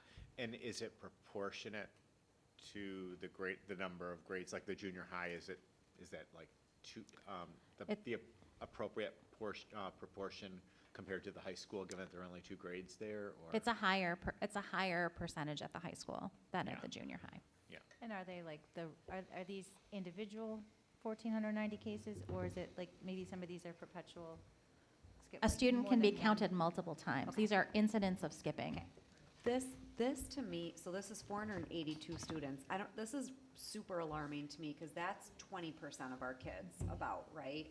So when I get skipping class, I mean, it is what it is. But how are the parents responding to these? I mean, we're obviously talking to them, right? Like they know what's going on. Are they collaborative or defensive, or where do we stand, like, with their help, obviously, correcting some of these actions? That's 20% of our kids are having behavior issues. I think parents are trying the best they can to support us and support their children. Not everybody feels like they have the tools to do that or are being effective in that area either. So I think every parent we talk to wants what's best for their child and don't always have the answers that can help us come to effective solutions. So just to follow up and conclude, thank you for your attention to this lengthy report. Some other things that we need to do, we really need to implement some strategies to increase survey participation. And in particular, we also want to define the difference between what is an assessment and what is a survey. The BIMAS is not a survey, it's a screening assessment. So that's a different level of seriousness that we need to really emphasize, that tells us really good information that drives intervention. We need to renew our efforts to increase student attendance. Pre-COVID, we had a number of things in place, kickoffs, celebrations, and other things, awareness campaigns that we invested a lot of time and energy in. We need to figure out what the current best practice is in that area. We do need to design and implement some more effective methods for monitoring learning in areas other than literacy. You saw a lot of literacy data today, but you didn't see math or science or social studies or any of the other areas. So we would like, as our District Coherence Council is looking at the next version of our strategic coherence plan, how do we include ways to monitor other important learning data as well? Not, literacy is really, really important, and we need to keep a focus there, but how do we also incorporate those other areas? We really want to focus more in our upcoming plans around expanding our efforts to connect learning to future vision and the plans of our individual students. And I know I sound like a broken record coming to you, but our students are telling us loud and clear, this needs to be relevant. Our lowest scores on this are around the engagement and relevance. And we need to take a look at that and figure out new ways of approaching learning for our students so they feel like it's equipping them and preparing them for something beyond the walls of high school. And that even in elementary grades, they can see the connection to learning to something that is goal-oriented for themselves. And then always looking to increase family and community participation and engagement in the development of these plans, the implementation of these plans, and just generating ideas for how we can be more effective at what we're trying to do. I do want to take time to and thank the leadership teams in every building, the leadership team at the district level, and all of the staff who put the work into this, because they are working very hard toward that goal of success for our students. We know that there are things that we need to continue to refine and do better, but they are also taking time to celebrate each one of those small successes because they turn into big ones along the way. And we do have to remember that kids are growing and learning, and we need to celebrate that along the way as well.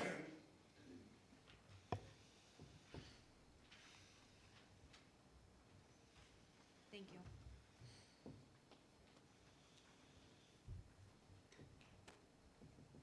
Are there any questions? I'm still looking at the major behavior infraction. What does out of assigned area mean? So at the elementary level in particular, that means that you're not necessarily skipping, but you're not where you're supposed to be. This is 7 through 12. Same with 7 through 12. So they may have been told that, for example, you're in lunch, but you're not in lunch. You're visiting a classroom that you're not supposed to be in. So it isn't skipping something per se, but it's not where you're supposed to be. But they're accounted for. Somebody knows where they are. But they're accounted for? Well, that's how we would know that they were out of assigned area. So Those are the ones that are known to be places where they are not supposed to be. So they skipped a class, but then you found them somewhere else? No. It's not skipping class. It wouldn't be an instructional time. It would be something like you're supposed to be in the bus room in the morning, but instead of being in the bus room, we found you, in a hallway somewhere. Or you're supposed to be in lunch, but instead of in lunch, you're hanging out at the library, and you're not accounted for. You're not supposed to be there. There's not someone who's responsible for your supervision there. So they don't have permission. They don't have permission to be where they are, but they're not skipping an academic class per se. Something along those lines, yeah. Well, study halls would be counted in the skipping data.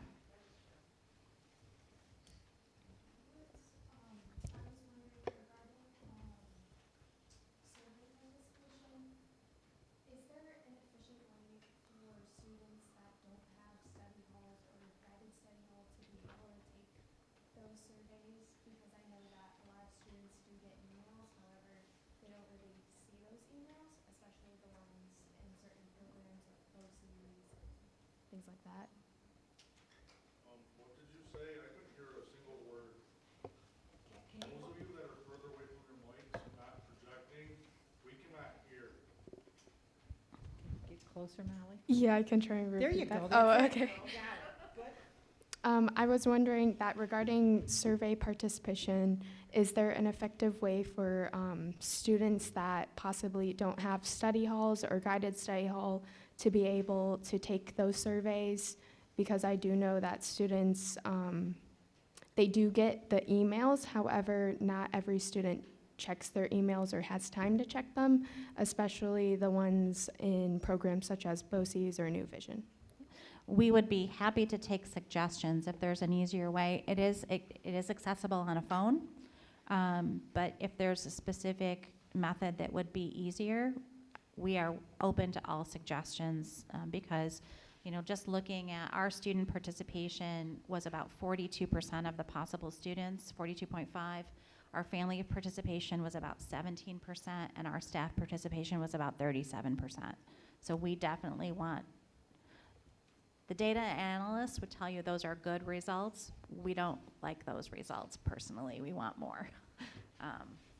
So Molly, could I ask you to reach out to maybe some of your peers, and if you get some suggestions, could you bring them back? That would Of be course. really helpful. Thank you.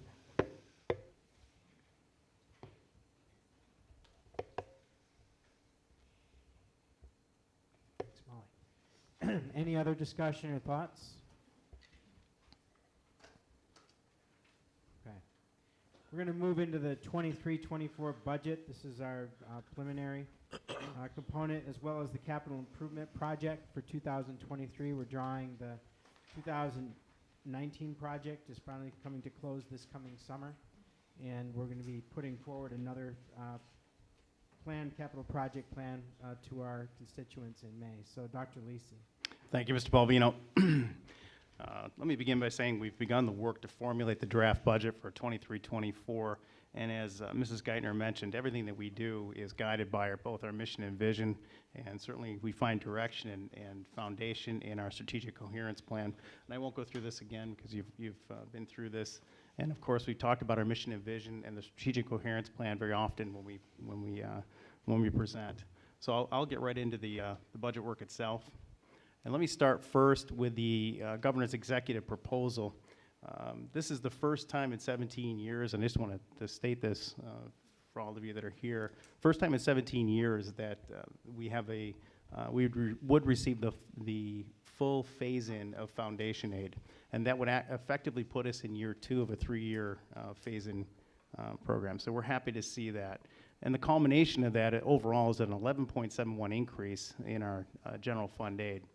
Just a couple of notes on here as well that I think are important to point out. You'll see at the bottom, it's part of that aid, a set aside that the governor proposed for high impact tutoring. Essentially what this is a 1-year set aside within foundation aid to establish a tutoring program for students in grades 3 through 8 that are at high risk for falling below state standards in both reading and math.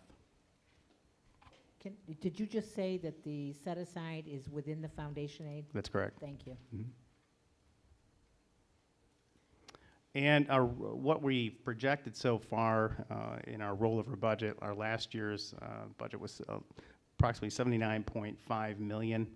We're looking at a rollover to $83,655,216.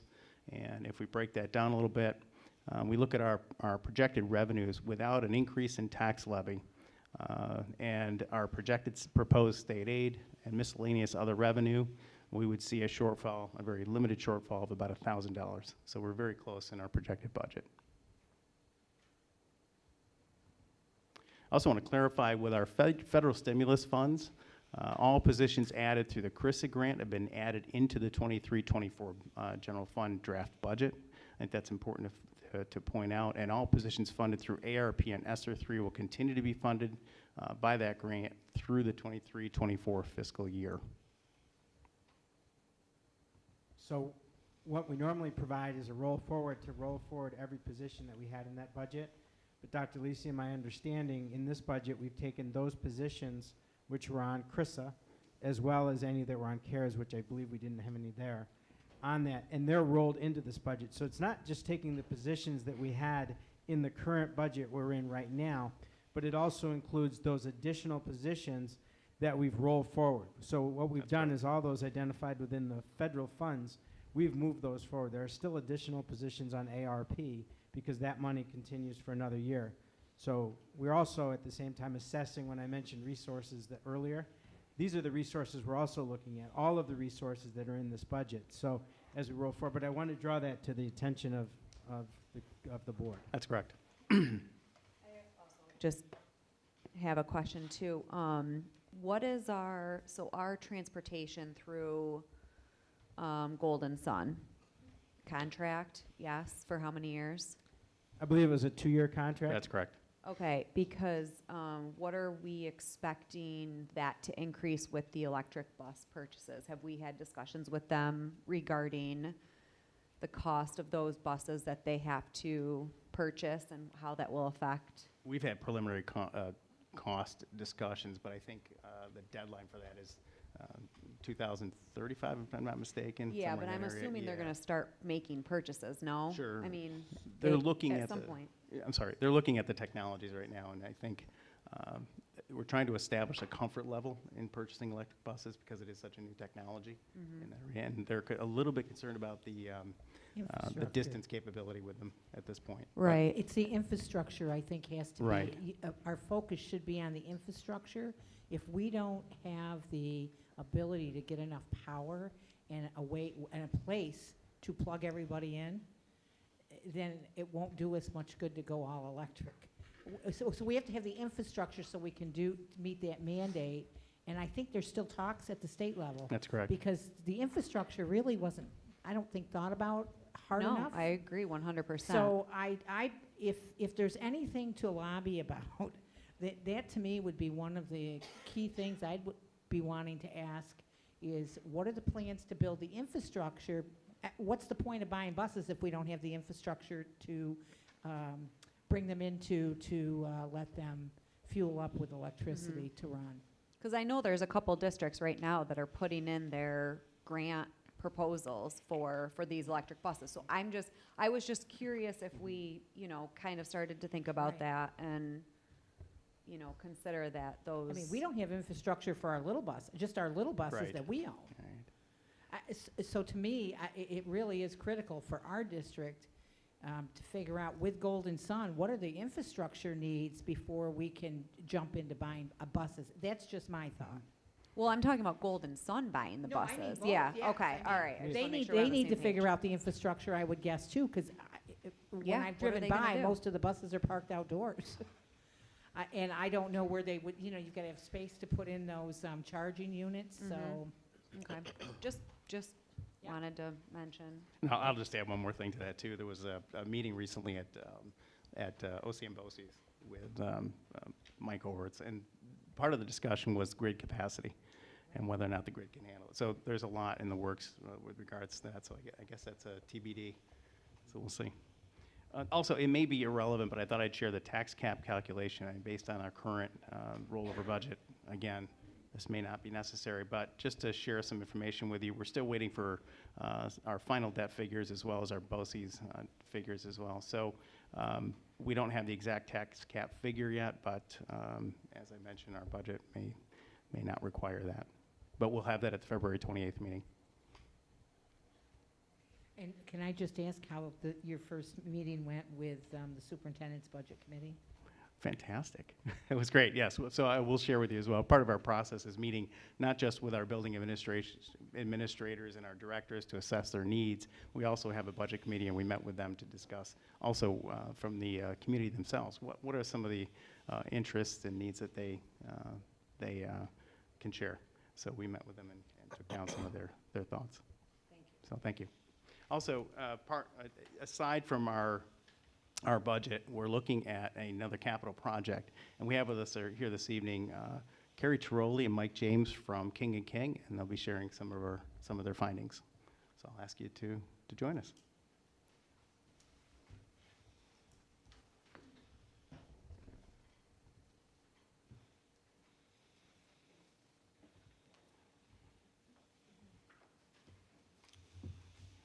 Thank you. Good evening. Good evening. Did everyone receive these slides and that you have access to them? Because I know it's small print when you view it as a distance. Okay. Mike and I wanted to come tonight and talk to you about the preliminary planning. Carrie, can you speak into the microphone, please? Can speak into the So microphone. then the viewers from outside can hear you. Thank Yes, you. I apologize. Thank you. We wanted to come and talk tonight about the preliminary planning stages of the next capital project, which right now is tentatively scheduled for the May budget vote that same day. That would be a proposition in addition to the budget. The district is required to do its building condition survey. If I think everyone on the board may be familiar with that, but I'll speak a little bit about that. It's a requirement from the state education department. Historically, it needed to take place every 5 years. Your last one was in 2015, and the state was you were supposed to do them again in 2020, but the state then redistributed when each school district was going to do it. Yours technically is in the current year, 2023, but we've taken a jump on that and really gotten a head start so that we had that body of information to help inform some of the decisions. So the types of things that are looked at in a building condition survey include site work, drainage, parking lots, sidewalks, roofs, windows, HVAC, plumbing. It's really the infrastructure of your facilities, not necessarily programmatic needs, right? Not the needs of an art department or a music department, things like that, but just really the nuts and bolts. And so really that was the groundwork for the planning. Mike and our team and our engineers met with, oh my gosh, how many people? All of the maintenance guys from each of the school buildings to gain their knowledge too, right? Because sometimes the things that we see, we don't live their day-to-day experiences of this valve is a problem, or this pipe is an issue, or this toilet constantly leaks.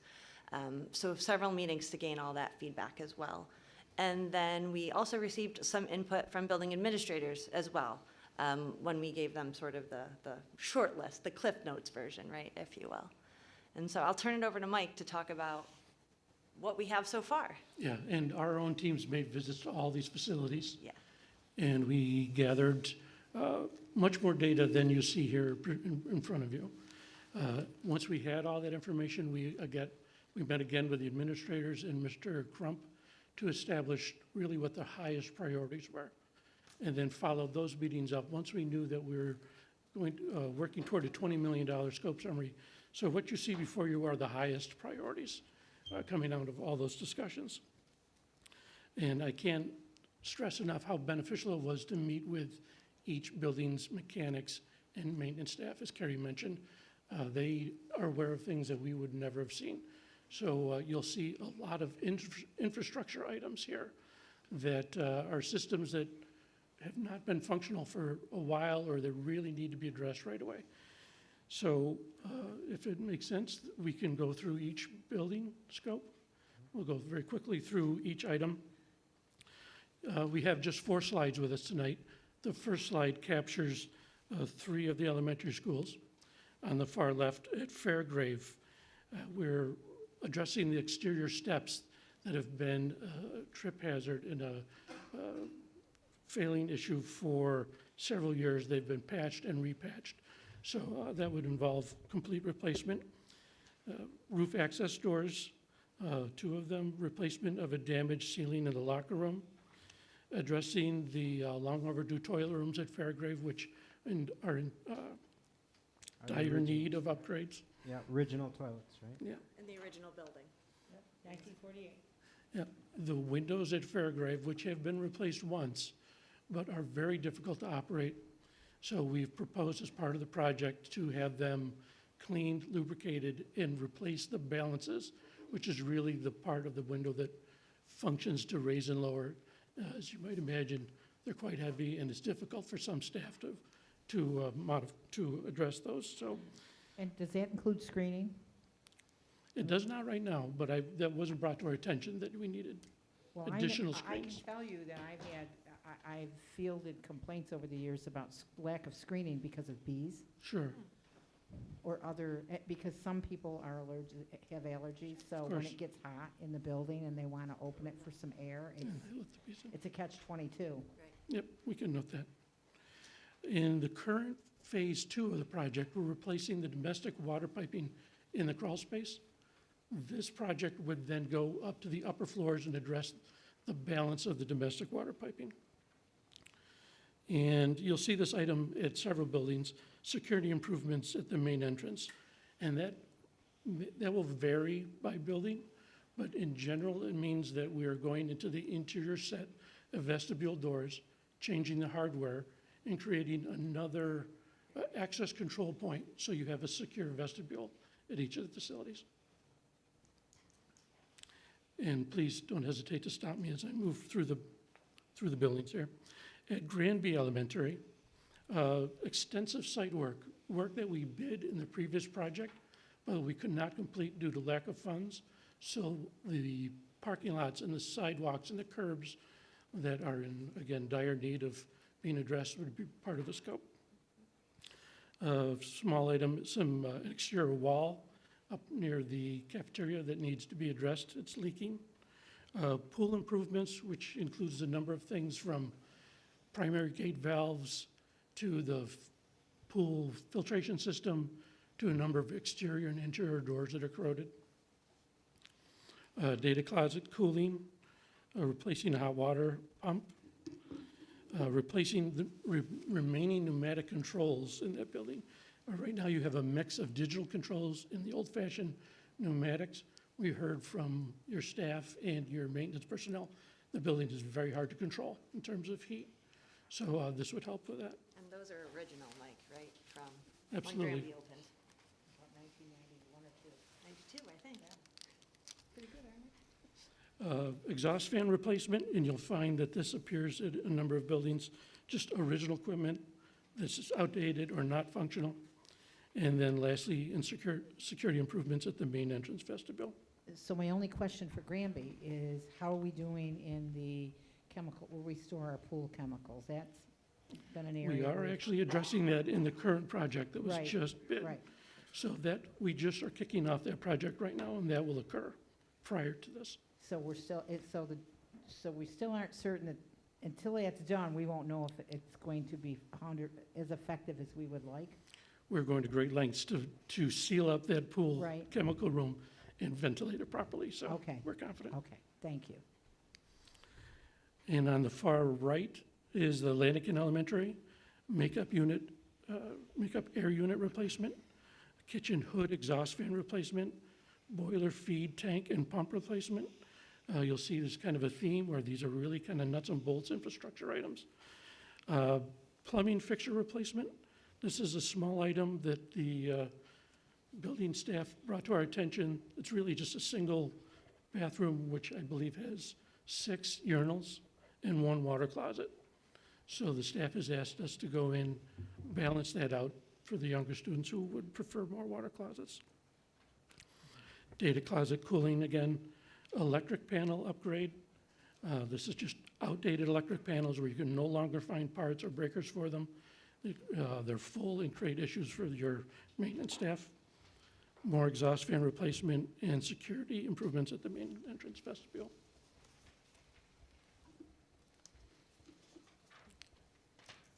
At Volney,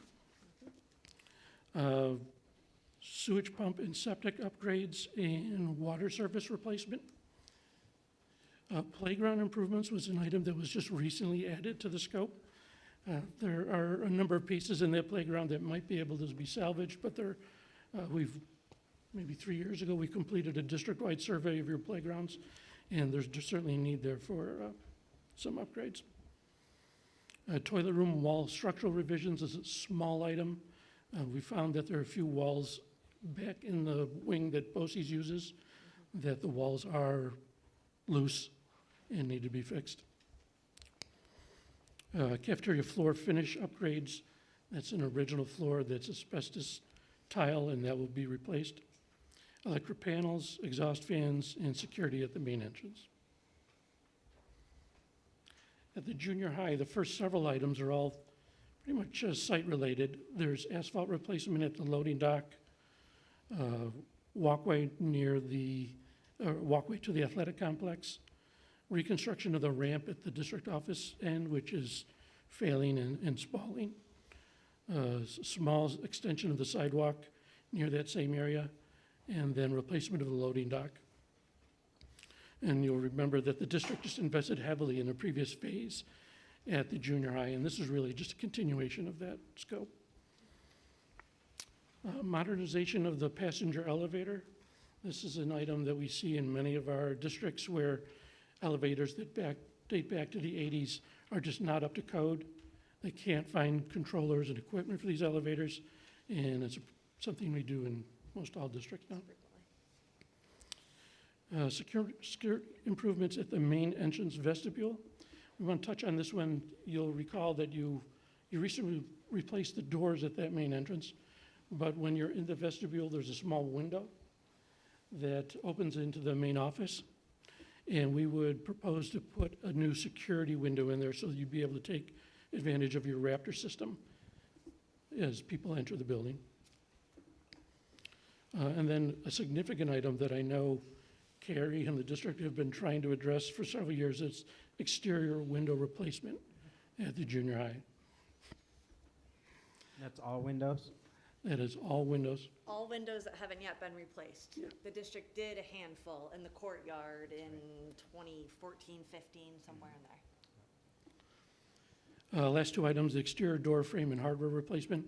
That again was actually an item from the previous phase that we chose not to accept, so we would try to include it in this project. And then replacement of the mechanical heat recovery units, which was brought to our attention by the mechanical staff that those are not currently functioning. At the Ed Center of 4th Street is a very small list that masonry reconstruction, we did a survey of the exterior, and there are just some items that if not addressed soon would become larger issues for the district. And then a steam condensate receiver tank replacement, an item that Al Crump has brought to our attention that's on the verge of failing. And then at G. Ray Bodley, again, the first several items are site-related. The north parking lot reconstruction, south parking lot reconstruction. There's an area of pavement that we haven't addressed yet over by the loading dock. And the southeast parking lot, all would be reconstructed and addressed as part of this phase. You'll see another item, passenger elevator modernization. It's the same vintage as the other building that we would address. And then really a few items that I'd say are not so much infrastructure, but very desirable would be gymnasium replacement, bleacher replacement. Which would include ADA compliance? That's right. Allowing people to have safety as they're going up and down the bleachers. That's right, the new bleachers would have This is a integral request that railings. actually came up at a previous board meeting in the past. Aisles, aisles, railings. I was waiting for the smile, I thought it was gonna be big. At the same time, we would propose to change or refinish the gymnasium floor. It's very difficult to do that with bleachers in place, and once they were out, that would be our opportunity to address that small item. Replacement of the ceiling in the boys' team room. It's severely damaged, and I know your maintenance staff have repeatedly tried to upgrade that ceiling, so we would, whatever we put in, it would be very durable. Structural improvements, you may recall as a board that there were some items of concern at the one of the classroom wings at G. Ray Bodley. We had our engineer visit, do an assessment, and there are some repairs that we'd like to make, things that weren't necessarily done properly when it was originally constructed. So this would be the time to address that. And then first and second floor toilet room renovations. These are 2 toilet rooms on each floor that are original and again, in severe condition, and we would go in and do a full renovation. And then lastly, security improvements at the main entrance vestibule. In addition to securing that interior set of doors that we described earlier, we would also make some modifications to your greeter station in your window, lengthening it, sorry, so that the window, the security window, fell within the vestibule. So you can see a pattern there that we're trying to establish. In the middle, some more items at G. Ray Bodley would be rooftop unit replacement, a gravity ventilator replacement on the roof, addition of control valves for heating piping and domestic and hot and cold water piping. That is so that your maintenance staff, when they do need to do maintenance, they're able to shut down a portion of the building and do that work without shutting down large expanses of the building. And the last 2 items, which were relatively recent adds, were addressing the auditorium stage lighting and sound systems. And then before we leave this page, the last item over the athletic complex, replace your 2 scoreboards with new models, and then add a 3rd scoreboard for the softball field. Extending fiber optic service to that complex, replacing your current dugouts with new for softball and baseball, and then addressing the site drainage issues, which I know the district has been struggling with for years, and it's even becoming more severe. So that item is included. Addressing some structural issues we discovered at the bleachers. It involves roof replacement at the complex building that's located below the bleachers, and then replacing the sewage lift station at that same facility, which is kind of a miracle that's functioning, and we'd like to address that soon.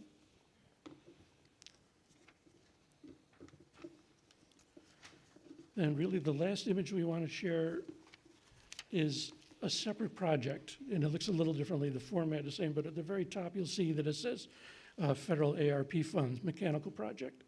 So the district and Dominic shared that there's approximately $1 million left in your ARP funds. And we were directed to look at mechanical scope at the G. Ray Bodley building that would fall within those parameters for the ARP. We've come up with those 4 items, which are, and I've lost my place. Gymnasium rooftop replacement, replacing condensing units throughout the facility.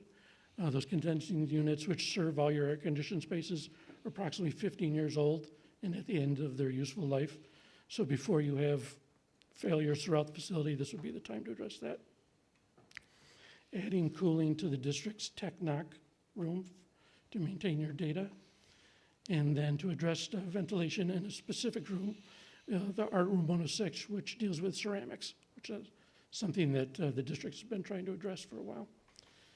So by selecting this scope for your ARP funds, it allows us to pick up an additional $1 million worth of scope as part of the $20 million project. And that was originally set aside in our federal funds. We had set an allocation for mechanicals, HVAC and particular types of things. So you see all 4 of those projects are really related to ventilation and air quality. What's the time frame on this? So the time frame is hopefully we'll be bringing it forward as part of the referendum in May. Obviously, I believe it's, correct me if I'm wrong, 45 days before we have to have it locked in prior to that. So with the vote mid-May, we would be looking at to lock in these projects by the end of March. And then what we will do in April is obviously talk about the projects, get it out there, the information, all of that would go then. And the ARP project is something we could address even sooner. We could really start that right away. Because that's already built into the federal. As Carrie mentioned, this is part of our building condition survey. We have a more extensive list that we will bring to the district in the future that you can use as a planning tool moving forward. So,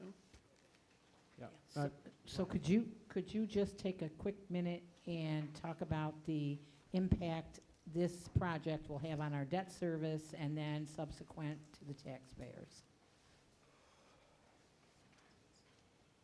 So could we possibly share that on the 28th, if you wouldn't mind, because we'll have those figures for you at that point. Okay. Thank you.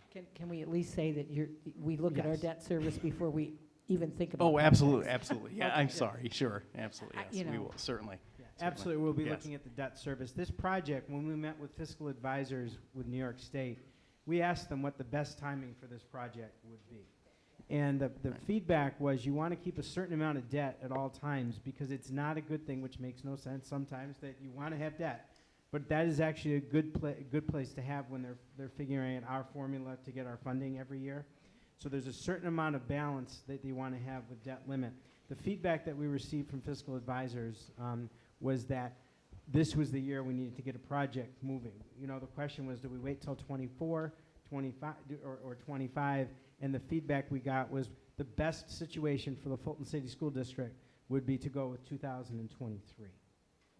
So does that answer your question? Well, just, I guess for the benefit of anybody that's listening that might wonder what it'll cost them, we typically This is done with fiscal advisors so that by the time we are due to make a payment, we're going to have paid off other debt. So it shouldn't impact people's taxes. That's been the way of this district since I first became familiar with the district decades ago. Yeah, the current project we had, I believe, was a 0% impact. Right. And I believe that's where we're looking at. That's kind of the way we do business here in Fulton. I think one of the things is this is an opportunity for me also to talk about the constitutional debt, limit for New York State. And why is this important to those that are listening and those on the board? Our debt limit in New York State's at 5% for small city school districts. For every other school district in the state of New York, it's 10%. Why does that make a difference? So you may look at districts in our very region that may even be next to us or in the near distances, and they're doing projects of 43 million, 62 million, 75 million. I saw something in a little over 100 million in a district not too far away. We have a debt limit. So for us, for example, our debt limit is $38 million. That's what it is this year, is what our limit is at 5%. To have the same equitable experience or opportunity that other districts across the state, all the rural school districts, all the suburban school districts, every central school district, they're all at 10%. 10% for us means $78 million. It's not doing a project 20 million. So we do a series of small projects, which why you see here, you see a lot of mechanicals. We're constantly catching up, and we're limited. There's a lot more that could go on those lists, but unfortunately, we have to prioritize, and we just keep going at it, and we prioritize, and we keep going at it, and we're making progress. But there are situations where I want to not just be doing mechanical and infrastructure. I want to talk about do we need to reframe classrooms and what they look like to make them more STEM-like for science, technology, and having those integrated experience for our kids. And that's where we want to get to, and that's where that constitutional debt limit, which hopefully will be on the New York State ballot in November, because we're in our second year, and the Small City School Districts Association is really acting strongly on this, and I'm reaching out to all the other districts, because it really doesn't affect them. It doesn't cost anybody anything. It's really just about the debt limits on paper is what it's all about.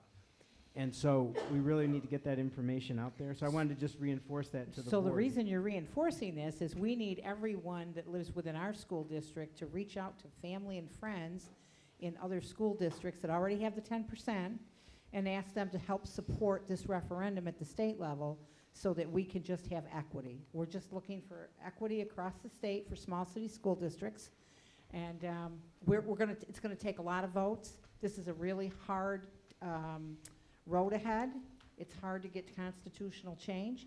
So again, if you can reach out to your friends and family outside of the Fulton City School District, non-city districts, and explain to them why it's important to us and why we're hoping they will support us, as we don't believe it will impact them in any way. Right. And I think, Mike, thank you to King and King for your presentation this evening. On the budget aspect, I didn't comment. Obviously, we're thrilled with full funding of the foundation formula forever. I mean, what an outstanding opportunity for us. The big question happens next 2 years from now.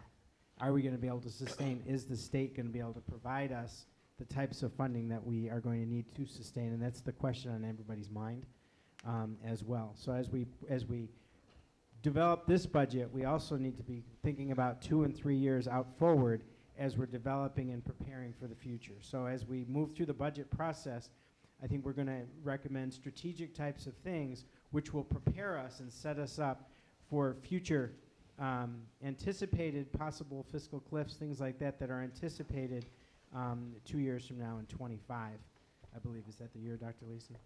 And so we need to be doing that. So I look forward to sharing different strategies for you to consider in the coming meetings as we move forward. And with that, I believe that's the conclusion of the superintendent's report this evening.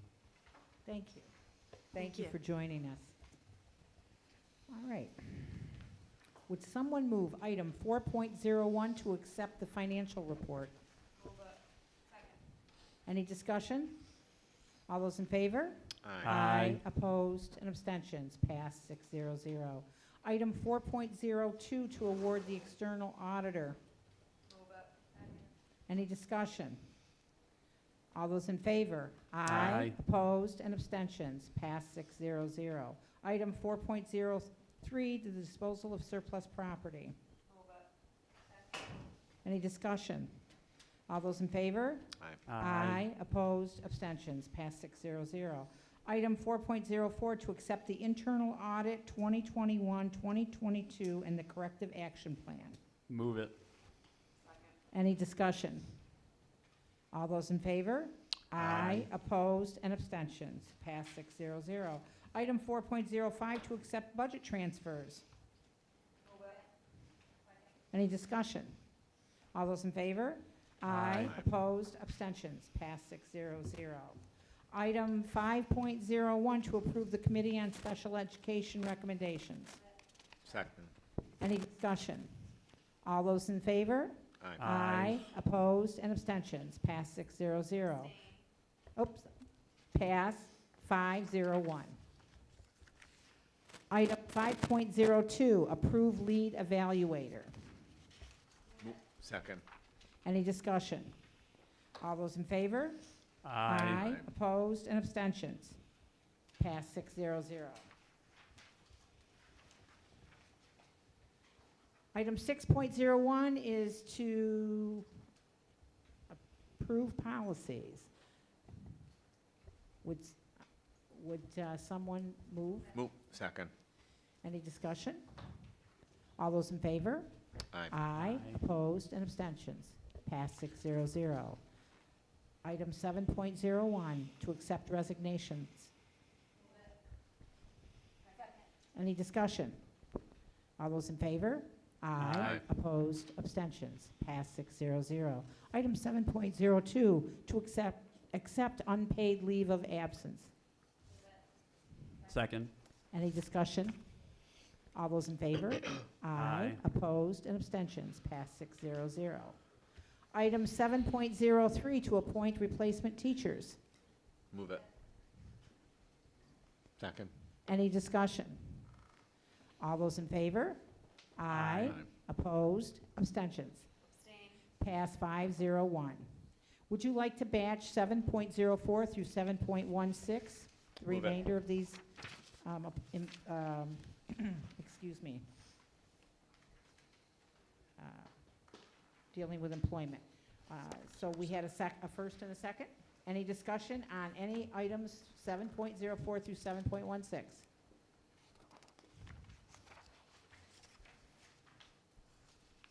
If there's no discussion, all those in favor? Aye. Opposed, and abstentions. Pass 600.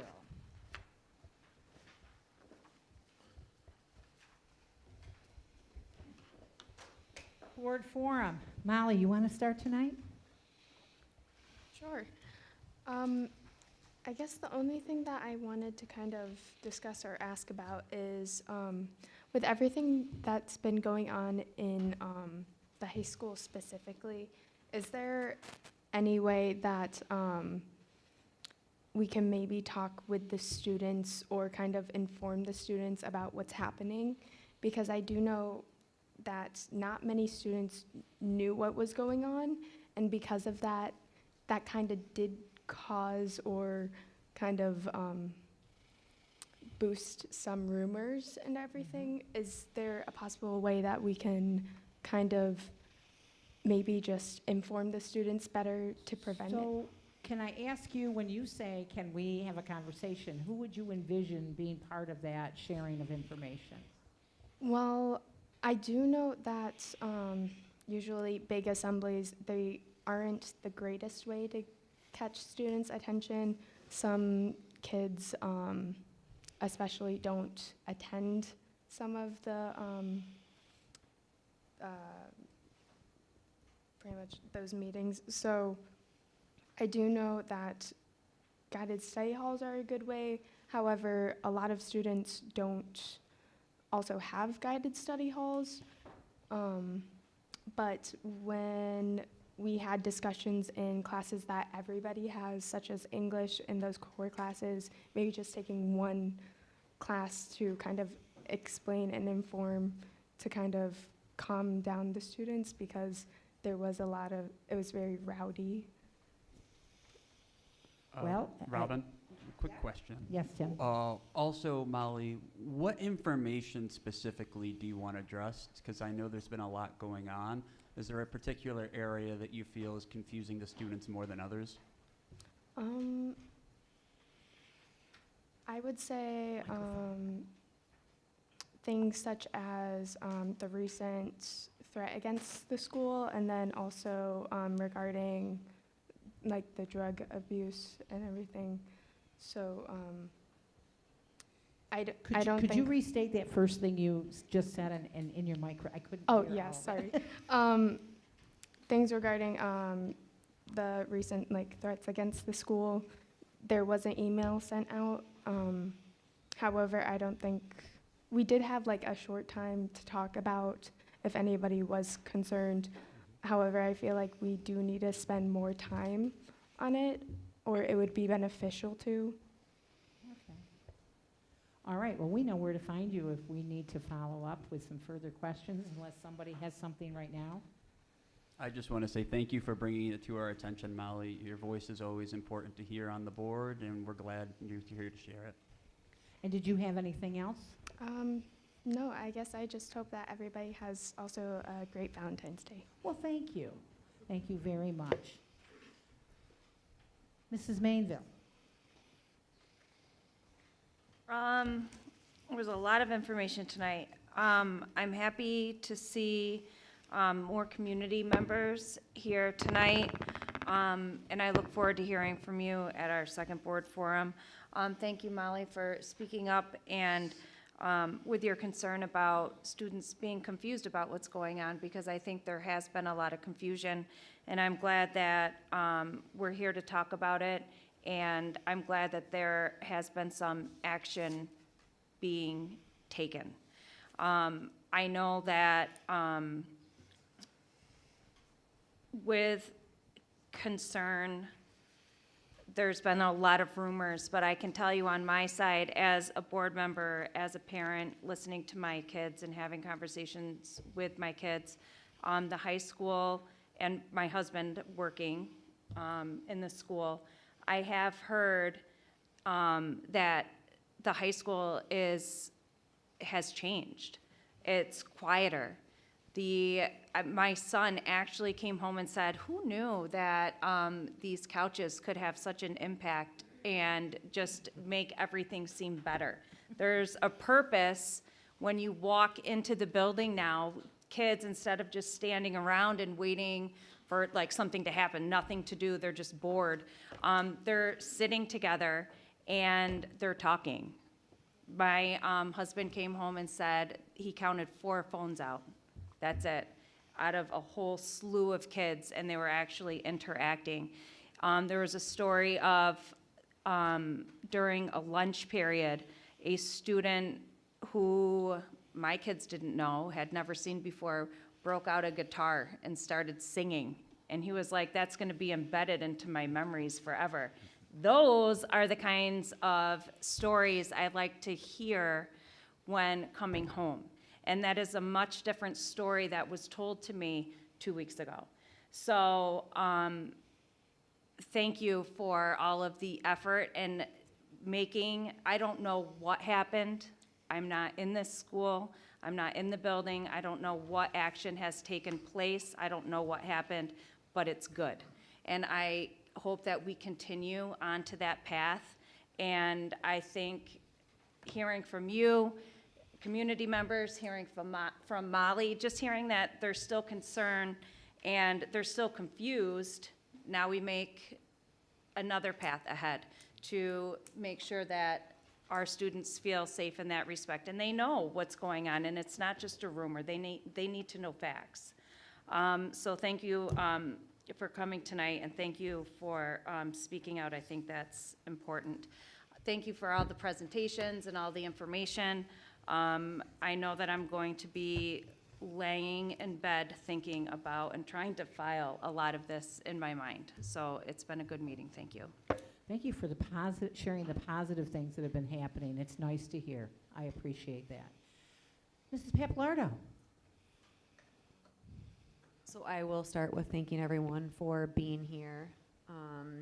Mrs. Somerville, you had brought up metal detectors, and I shared with the board before that I felt that, you know, perception is reality, and if we are perceived to be safe, then we are being safer. And I fully support metal detectors. I know that there's other community members that have brought this to my attention as well.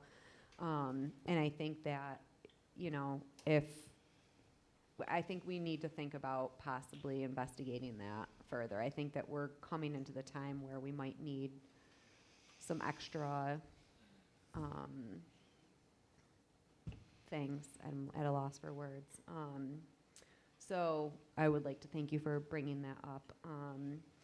I wanted to plug the musical coming up in March, Shrek. I am not sure if we have a link on the website to purchase tickets. If there's any way that we can, you know, get that out to our community members. I know that they did do pre-sale. And I also wanted to say congrats to our girls wrestling program. First year in, I heard so many good things, and it just made me really proud to see that our girls were getting an equal opportunity and that they were really enjoying it, and that we were a part of this. And that's all. I'll leave it. Thank you. Mr. Cordone? Sure. Just to repeat a few of the things that have already been said, I want to thank Mrs. Geithner for her perseverance. That was a long report. And I really appreciated the transparency with the data, and hopefully our community members that are with us were able to learn quite a bit as well, right along with us. So thank you for that. And I think that's it for tonight. Thanks. Thank you. Mr. Connors? I've really been thinking about this as everyone else has been going. Sometimes you all know when it gets later in the conversation, you sometimes think, what am I going to add to this? And I really think what I would like to add is just kudos to all of us that are here tonight. I include the community members as well, because this is what makes the governance and what we're doing in the district work, function, feedback, all these pieces. But I think it's important also to realize that our administrative team and our board members, when we leave this room, we don't stop thinking about the students in our district. This is something we have on our minds all the times. We're always thinking about safety, how we can do better and improve. And I think it's important to highlight, as all of us that attended that meeting last week on Tuesday, that we're seeing positive changes, but they weren't all necessarily reactive to anything that happened, but proactive. And I want to include that because these people are working around the clock to provide the best education, the safest education, all the things we lay out in our coherence plan. And I think that it may not show, as we all see if we turn on the news, how slow sometimes things work. But I think I was really proud to see when they were able to come to us with the information, with the data, where things were already being addressed, and to clarify for us so we could actually see what was going on and move forward. I agree, we are moving in a positive direction, and I think we will continue because of the hard work everyone's putting in, and again, keeping students at the forethought. Thank you. Mrs. Abelgore? I'm not really sure that I can follow up after that, Mr. Connors. I do agree with all of the things that my colleagues are saying tonight. It is good to see positive change. Jen, thanks for sharing that. Because like I said, I don't have a student.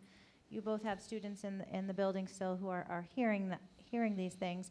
And when I hear things, I'm hearing them secondhand from friends who've talked to their kids. It's really important to keep talking to our kids, your kids. My kid's not here anymore. But in remembering to really bring those concerns to us. Our administrators are there for your students. They really are working hard at keeping your kids safe. It's a different world that we're in now. And looking into the metal detectors is something that we can put it, I'm going to assume that maybe you can talk in your forum about. and we can look into what makes our kids feel safe so that they can learn, because they're here to learn, and if they're not feeling safe, it's going to be a little bit harder for them. Mrs. Geithner, thank you so much for all of that information. That was a long presentation, and it's good to see the comparisons. And I mean, hopefully we can get to a point where more of our students are in families and our faculty. It's pretty important too for our faculty to complete those surveys so that you can help them help their students better. So thank you all for coming and joining us tonight. What a better way to spend Valentine's Day than with all of you guys. So thank you. Thank you. I just want to piggyback on Mr. Connors a little bit. The district has a safety committee that meets regularly, and the safety committee also includes members of our people involved, police department, fire department, as well as school district officials, board members, and they meet on a regular basis to talk about safety and security. We're not perfect, but it's always on our minds, and they always are looking at how we can improve what we currently have in place. They're always looking at issues to see if what we're doing isn't working and what needs to be tweaked. With the help, again, of outsiders that can come in and offer their expertise and what they know. Pardon me? Are these meetings open to the public? The safety, no. Because again, when we're talking about safety, we can't, there's certain things we're not going to reveal because it wouldn't, then what we're trying to implement would be rendered less helpful. But I did want you to know that the conversations occur regularly with experts, people out in the field. And then, again, I thank everyone for being here. Piggybacking on Tim, it's absolutely necessary to the process of governance. I appreciate all of the reports, as detailed as they are. It's a lot to take in, and we all try to do our best to ask good questions and to use this data to make informed decisions for the district. My appreciation to all of our administrators, teachers, and support staff for working through the last few weeks that have been trying at best for everyone and helping us try to write things so that we have less stress on everyone in our buildings. With that said, I am going to ask. While we're on the topic of the safety committee, do you happen to have their contact info, like an email or number to leave suggestions? Okay. I didn't hear all. For So the Jonathan, safety you're committee? It's Jonathan, right? Do you have their contact info? Do I Or somebody here has their contact info, or is it available to the public? Dom, is that Yes. you? It is You're- me. So one of the best ways to reach the safety committee is through our Let's Talk app or me directly. So I can share your concerns with the group. Okay. Does everyone know who we're talking to here? Dr. Lisi? Just dlisi at fulton.cineric.org. Or Let's Talk. DLISI, or the Let's Talk link on our website. Yeah, and you'll find it's right at the top. As soon as you go onto our website, Let's Talk, I believe it's on the mid-right side. You just click it, it takes you right in. And those actually come to me, so either way works. Okay, so I'm going to go. Hold on, so you're on, it's a board, but only goes to one person? The Let's Talk apps will go to myself. It goes to Mr. Palvino and also our communications person, Tim. And we then send that message to whomever needs to read it. And if you want to talk to the board, again, that is clerk. If you send an email to clerk at the board, everyone on the board gets it. Right, well, I meant the Let's Talk. Right. Right, that is a good reinforcement. If you ever want to speak to the whole board, you just write it. Actually, I'm not on that one. So that one goes to all board members and the clerk of the board. And that goes immediately. Like if you were going to send out to the clerk, all the 7 members plus Ms. Perry would receive that. But aren't you a member of the board?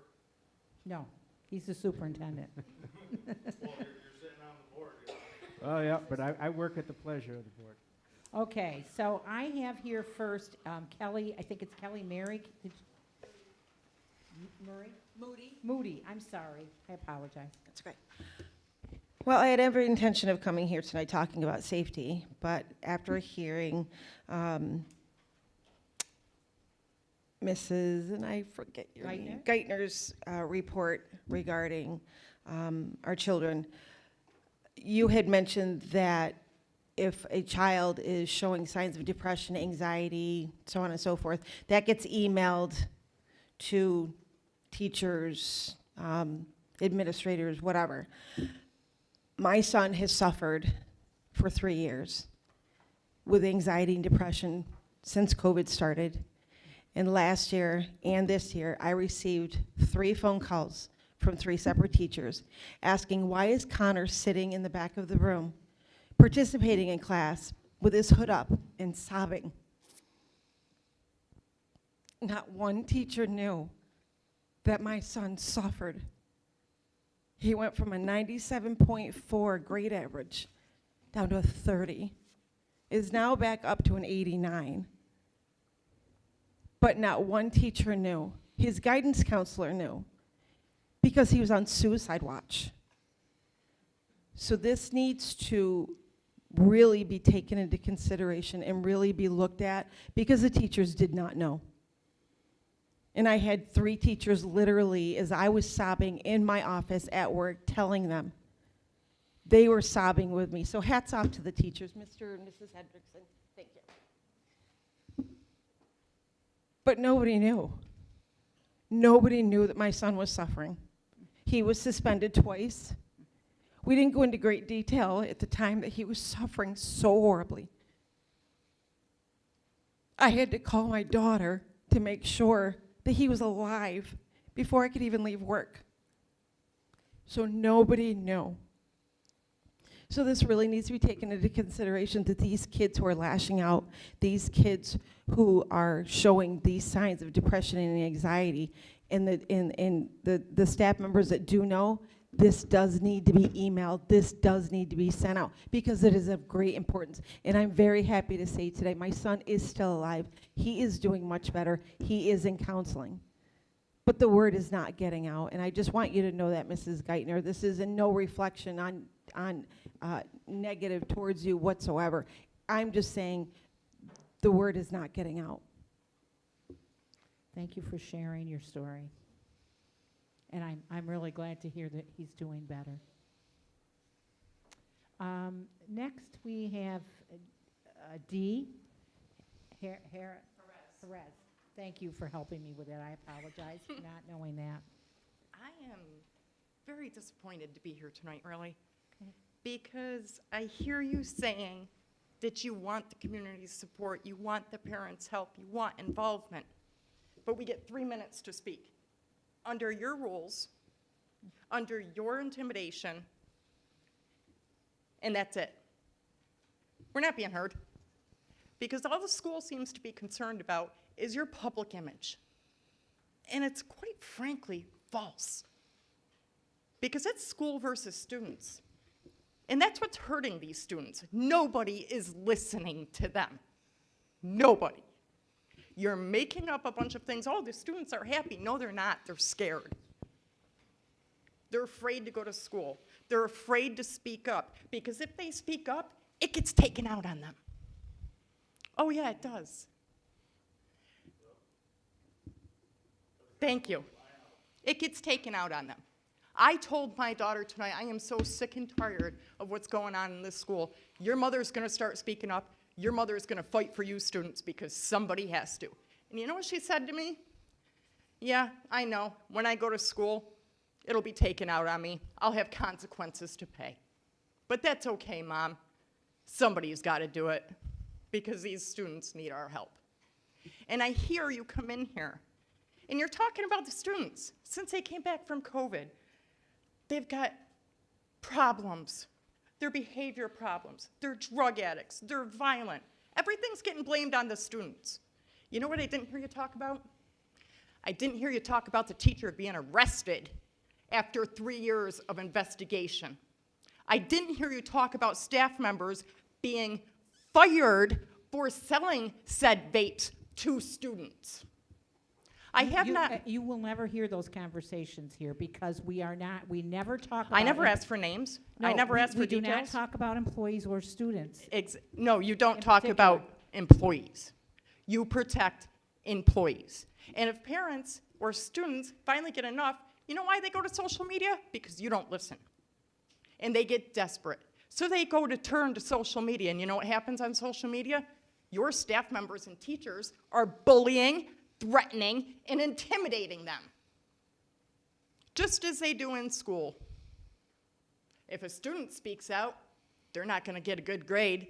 They're going to get treated differently in class. That is the reality of what is going on. And you come in here and you think you think this public image of yours is so great. It's not. It is not. You're worried about school buses, if they should go electric.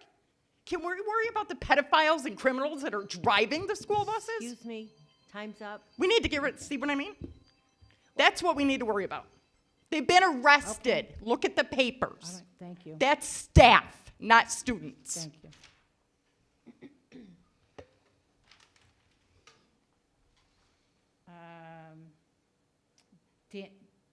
Danielle Bixby, you wanted to wait till now?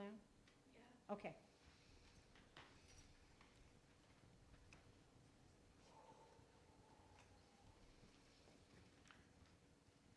All right, so I'm Danielle Bixby. I don't necessarily need a mic either. I'm really loud.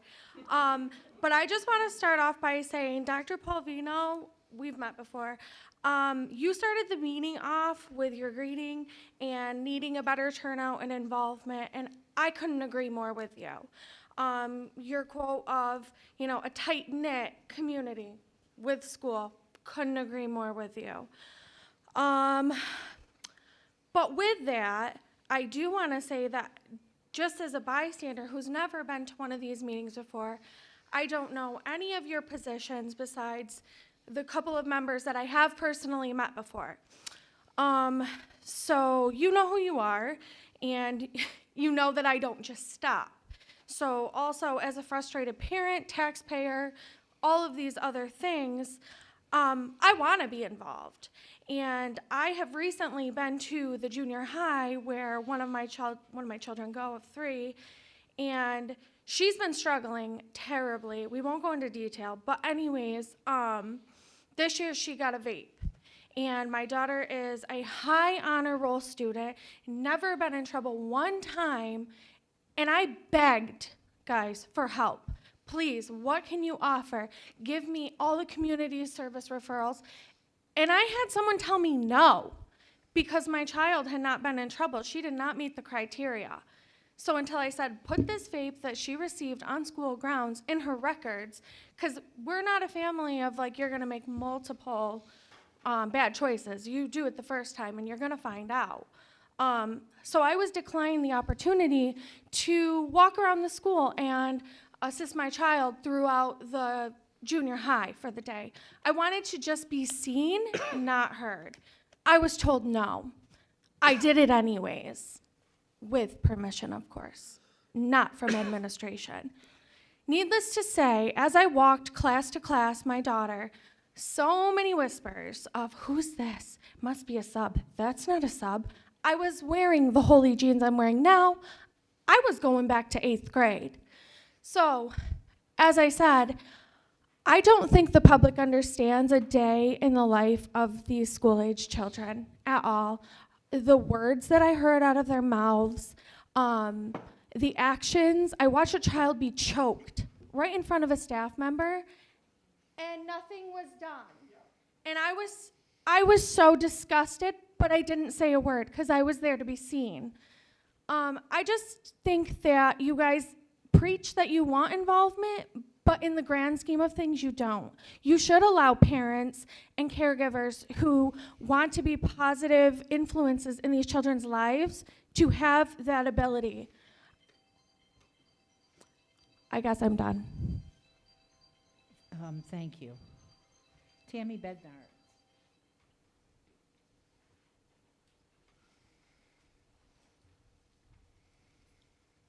Good evening. I have a question regarding safety and also a question regarding the academic presentation that Jerry presented. I was hoping that you could help me understand better where we are in regards to finding out who sent out the airdrop message regarding the school shooting.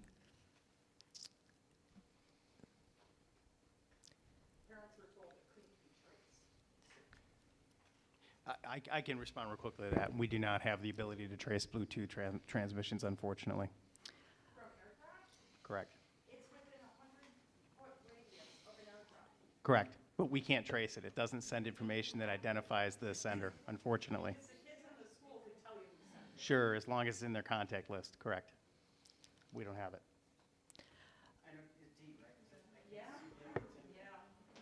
You had mentioned something to me. Sorry, I'm talking. Well, I want to let Mrs. Bednar. Yeah, I just wanted to, I can get that information. I know one of the parents talked to me with some strategies on how that may be possible, so I will look into that. So thank you for that question. In regards to the answer that you're giving, I think this says so much. I know that you may not be able to get the answer immediately, but I have spoken with many parents, and many parents are wondering, do we know who did it? Many parents have said to me that, oh, yes, they know who did it. And I said, well, how do you know? And they said, well, I just assumed that since we heard it, we haven't heard anything from the district that they know who did it and it was taken care of. And I think in the world that we live in today, we all assume that that's not going to happen at our school, and God forbid, I hope it doesn't. But as a parent who has had children go through this school and still sends 2 of my children to this school, it's upsetting to me that a threat like that, a school shooting, came down to children in this school.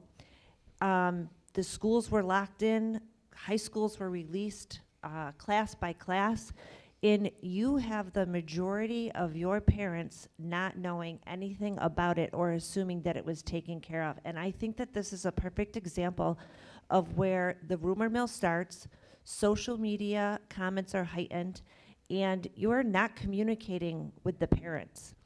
We want to know what is going on with our kids. We don't have to tell you that they're our prized possessions.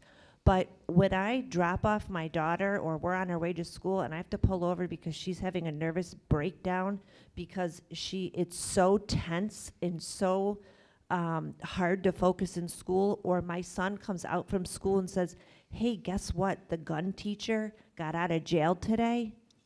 This is uncalled for. It really is hard to accept, and I want you to understand that I'm just one parent with a couple of kids. I can only imagine what's going on in households that do not have a strong household.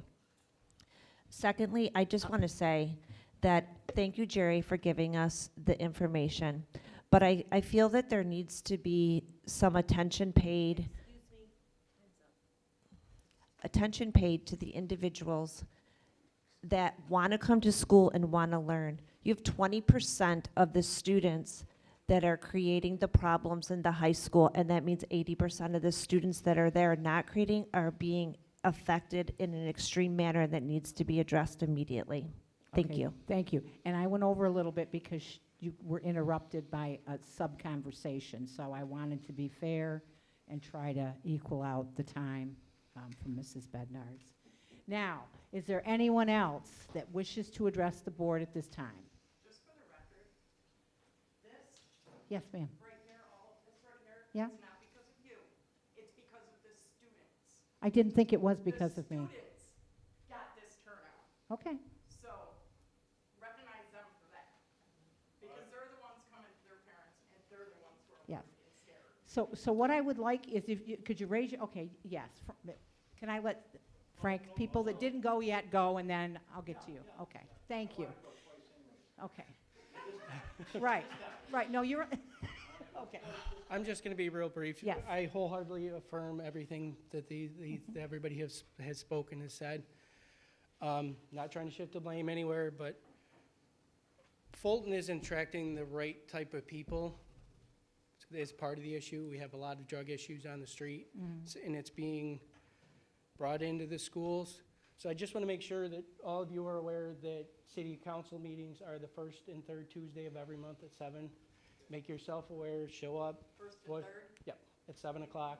Always up, it's always at least the first. At least the first Tuesday of every month, always. I will be there. And possibly the third Tuesday if they feel that it's necessary. I will to voice your concerns, because like I said, the problems on the streets are part of where it begins. You have just the wrong people being drawn to Fulton. And could I just get your name for the record? Jeremy Miller. Thank you, Jeremy. I appreciate your comments. Okay, is there anyone else that wishes to address the board? Yes, ma'am. Hi, my name is Elizabeth Trumbull. I have 3 kids that attend our district, and one of them actually attends Volney. And I attempted to reach out to administrators and support staff, and I was met with, well, we don't really have a lot of involvement with the UPK kids. Then I reached out to the person that they keep pushing me to, and didn't get very far with that. So let me put it to you like this. My child is 4. He has apraxia of speech. He is autistic. And from the first day of school up until now, almost on a daily basis, he is hurt by somebody in his classroom to the point where he had to go through concussion protocol. Yet there is no way to keep track of the students doing it. And I get no responses from the administrators. I reach out to the superintendent's office, and I'm met with a rude phone call from someone. So then my advocate reached out and got the same thing from the same person. So maybe instead of telling us to reach out to the superintendent with concerns, and it gets kind of pushed to the side that maybe we're overreacting, or the fact that my 4-year-old was able to leave his class at the cafeteria and walk all the way to his classroom by 2 teachers. Nobody stopped him. He went in there, turned on the projector, started watching whatever was on there. Fast forward to 2 days later, he tried to leave the school 4 times. Nobody wants to do anything. He's not an elopement risk, yet he's autistic and he's apraxic, so he has trouble talking. But nobody wants to do anything, and they all refer me to one person, and then when I spoke to her on the phone, she tried to deflect and make it about me. Yet, I advocate for my kid. That's why he has an AAC device in UPK to communicate his needs. And you know what else is happening? They don't even use it. They try to force him to talk. Does anybody know what apraxia of speech is? I do. So what is the last thing you should do with a child with apraxia? Are you supposed to force them to talk? Or are you supposed to give them alternative means? You're supposed to use the alternative means so they can communicate and they're not afraid. My child is afraid to go to school, yet he is 4 years old. And if I were to bring him tonight, he could do addition and subtraction for you. Double digits at the age of 4. But I'm met with nonsense from administrators. And the worst part about it is, I took him to school on Thursday, and that's the day he tried to leave 4 times. 4 times he tried to leave. And when I asked for an administrator to call, nobody called me.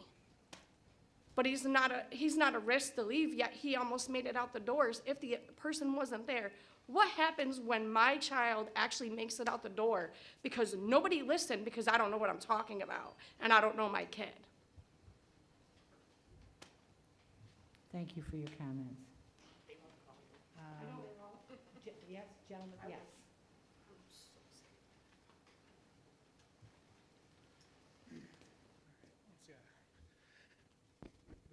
Hello, I'm Rich Wyatt. My son attends Granby. I came here because of the rumor mill. I have a lot of friends with children in the district too. I work with a lot of parents that are in the district. Wow. Could you get a little closer? Yeah, I'm sorry. It seems weird a loud up here. But something I was watching before I came because I was coming out of work, and I believe Ms. Geithner, your presentation, when it came to, was it skipping class? It irks me to hear a great question and not an answer. And then I believe you brought up parent involvement. And this comes from me. I'm going to be as vague as possible because this comes from a student of my, a friend of, a student that is friends with my son. He had an incident that I thought would have been handled a bit more aggressively, considering we just had that threat to our school. It took his mother 12 days to be notified from the school of what her son did. You guys say transparency, you want parental involvement. we need to be involved, especially those of us behind me and plenty of others probably watching that want to be involved. We need to know, she brought up, the students want to know. We need to come together, you as a board, parents, and the students with an idea to have all these ideas heard. Because bottom line, these kids don't feel safe. Mrs. Mainville, I respect you and your husband tremendously, and I have for a long time. You probably don't know me from Adam, but whatever. The couches, that's a Band-Aid. Yes, it's just a Band-Aid. Yes, they feel a little bit more relaxed now until one of them destroys them. Because times have changed. Kids have changed. Our education system needs to change with it. I heard metal detectors. Yes, they look bad. But if they protect our kids, that's what should matter. Not, oh, the perception.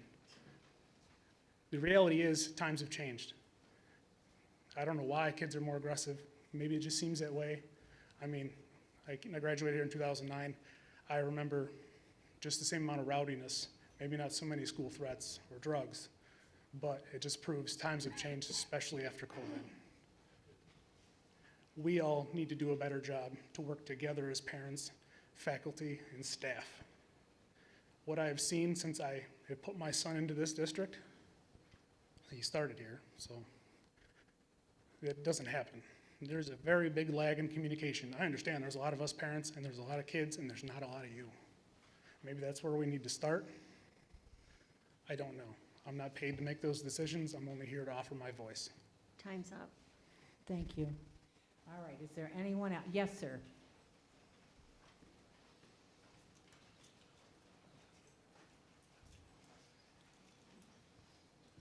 Hello, my name is Jonathan Kemp. I'm a former Raider of Fulton City School District from 2010. Mr. Connors here is a former schoolmate. The big guy that just spoke, Rich, was a year or two ahead of me.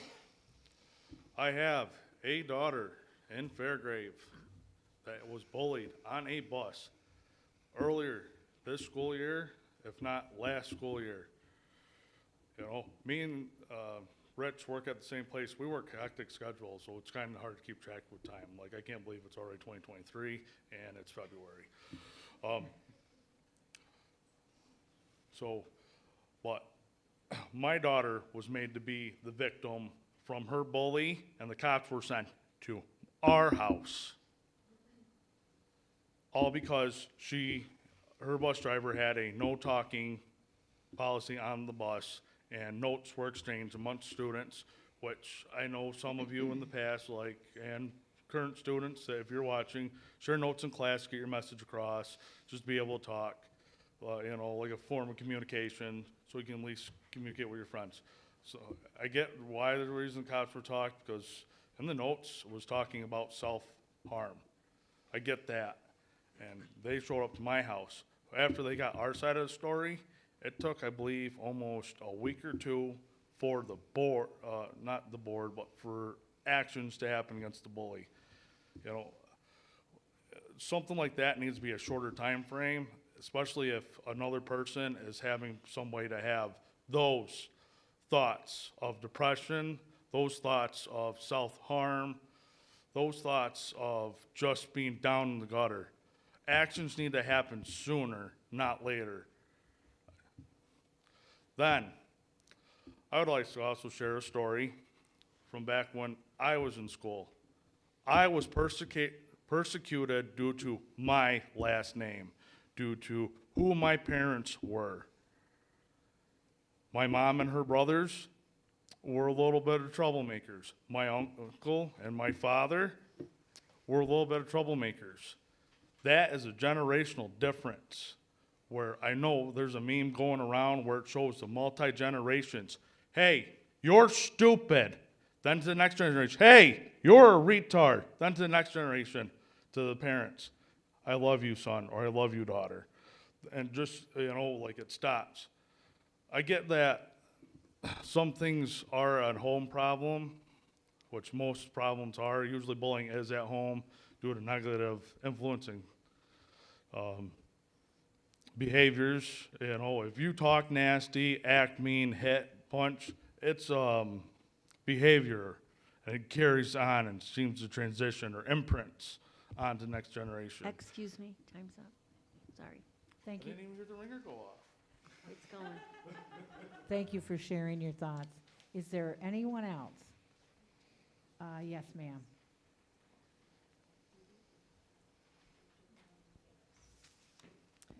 Hi, my name is Shannon Sawyer. I have a high schooler. He is a ninth grader. I was not going to speak. I came here to listen because, again, the rumor mill, I wanted to hear and see what was really happening. And so I thank you, Mr. Polvino, for that transparency and talking about the committee that is tomorrow. I think that that is a great start. In my professional career, I know that kids don't just act badly to act badly. There's an unmet need somewhere in their life, whether that's at home or at school.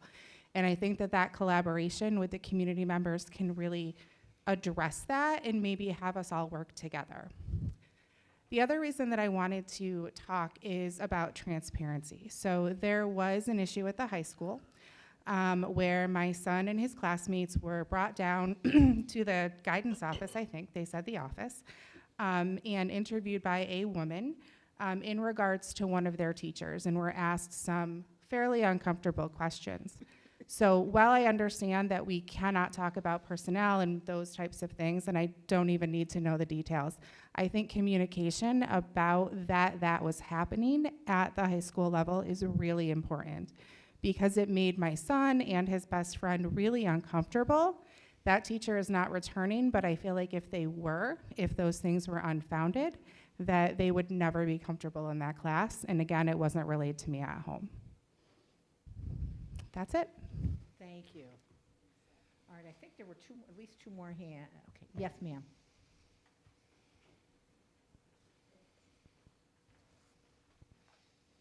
Hi, my name is Judy Rude. So I basically just wanted to come up and give my side of things as far as, seconding what some of these other people were saying. In my own experience with my daughter, she's a really, really good kid. She doesn't ever try to do anything bad, right? But you got kids skipping classes and stuff, So my daughter thought it was okay to skip one class repeatedly for a week just to go down to the orchestra room and play her cello. And that's all she was doing. Wasn't doing anything bad or anything. But it took over a week for the teacher to realize that my daughter was doing that. And then she finally reached out to me. And it was like a whole entire week my kid's missing school. So of course, I put the fear of God into my kid and was like, you can't do that, So she stopped. But I guess communication is like the biggest thing, right? If something is like happening like that, if after day 2, I would want to reach out to a parent and be like, hey, like your kid's not showing up and she really is in school, like what's going on? And if my kid's not showing up for a class for an entire week, like how come nobody knew where she was the whole time? Like there's no system. You go find the kid, go find out where they are, make sure there's nothing bad happening. And I understand you guys are limited to staff and it can be a tough situation. And trust me, I respect everybody. I respect all the teachers and everybody that works in the system, But the communication, it has to be way better. I don't like my kid coming home and telling me that kids overdosed in the bathroom. And I know that you guys can't say that because it's a medical thing. Totally understood. But you definitely should shoot something out at the parent saying that there was an incident at the school. Like kids know about it. You're going to hear things, The teacher that's been arrested and everything. I know there's been a lot of public stuff about that, but it's like we have to know things better. We have to work together better. That's all. So, and you know what, Dee? You were absolutely right. Sometimes I've heard it, not just from my kid, but so many other kids that have been over to my house. They don't like to speak out about certain things because they feel like there is going to be repercussions for that. They don't feel comfortable in a class or with a teacher or something, and they feel like they can't say something because they're afraid that something is going to happen. They're going to be mistreated in the class or given attitude or not getting the proper help.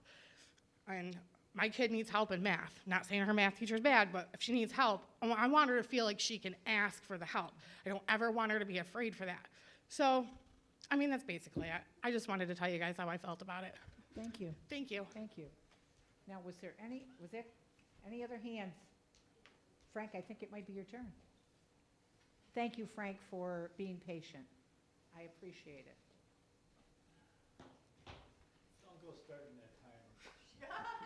Frank? No, I'm sorry, excuse me, just for a second, because the reason, because I know I have a question. Here he goes. I just want, I would like to speak twice at this time, because once I want to speak about is public, is your, is your district, representative at the county level. Tonight's agenda. And it's on tonight's agenda. Okay, but one person. Okay? You All can right? be one But then you covered so many things tonight that 3 minutes isn't going to cover it all unless I go so fast, okay? No, it can't wait till the next meeting because what Mrs. Geithner presented, okay, is great for everybody up here, okay? All right? All right. I'm a member of the Public Safety Committee. We do have a subcommittee finally to look into the security cameras on the outside of the school to watch the parking lots to, alert people if there's a threat coming into the school. Remember, I brought that up before.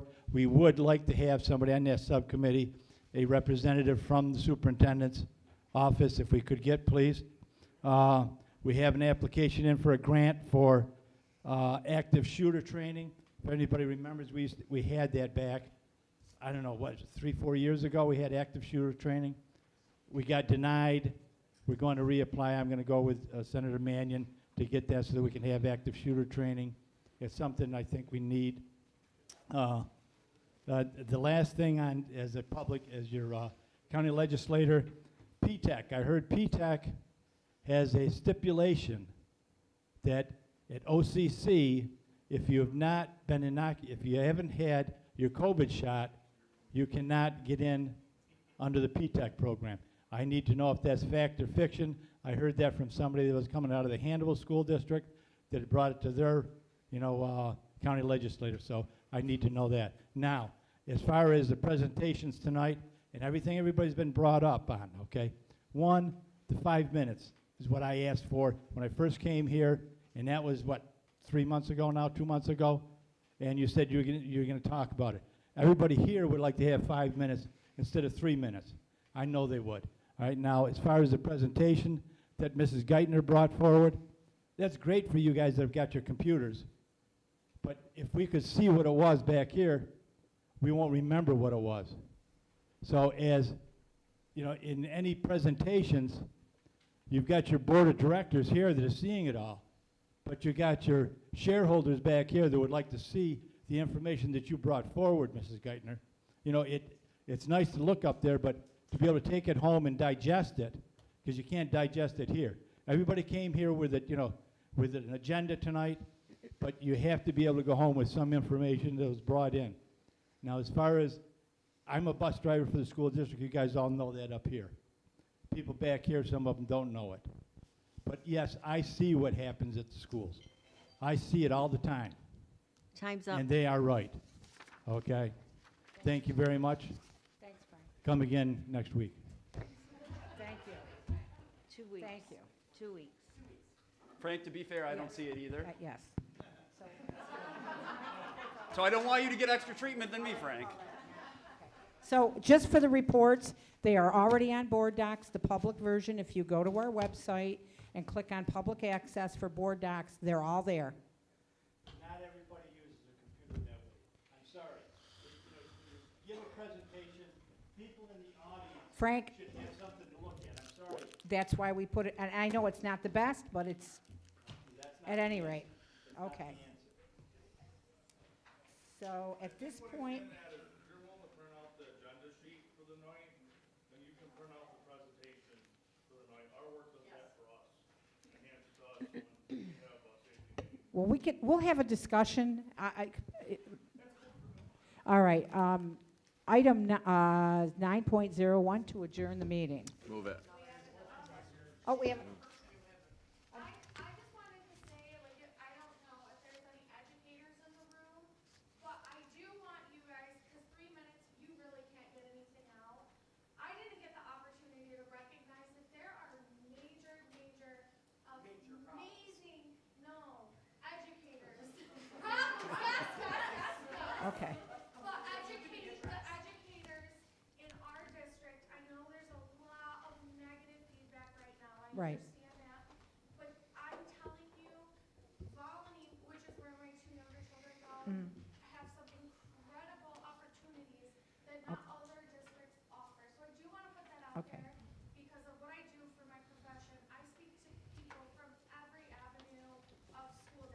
And again, So I just want to put it out there. Yep. Sorry, I'm not trying to interrupt.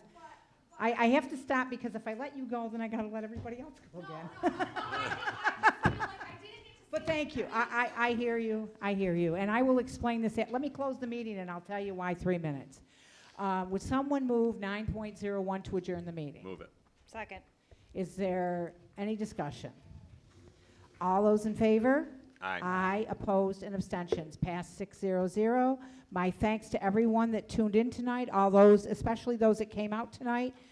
We do appreciate you coming and speaking to us. Have a good rest of your evening.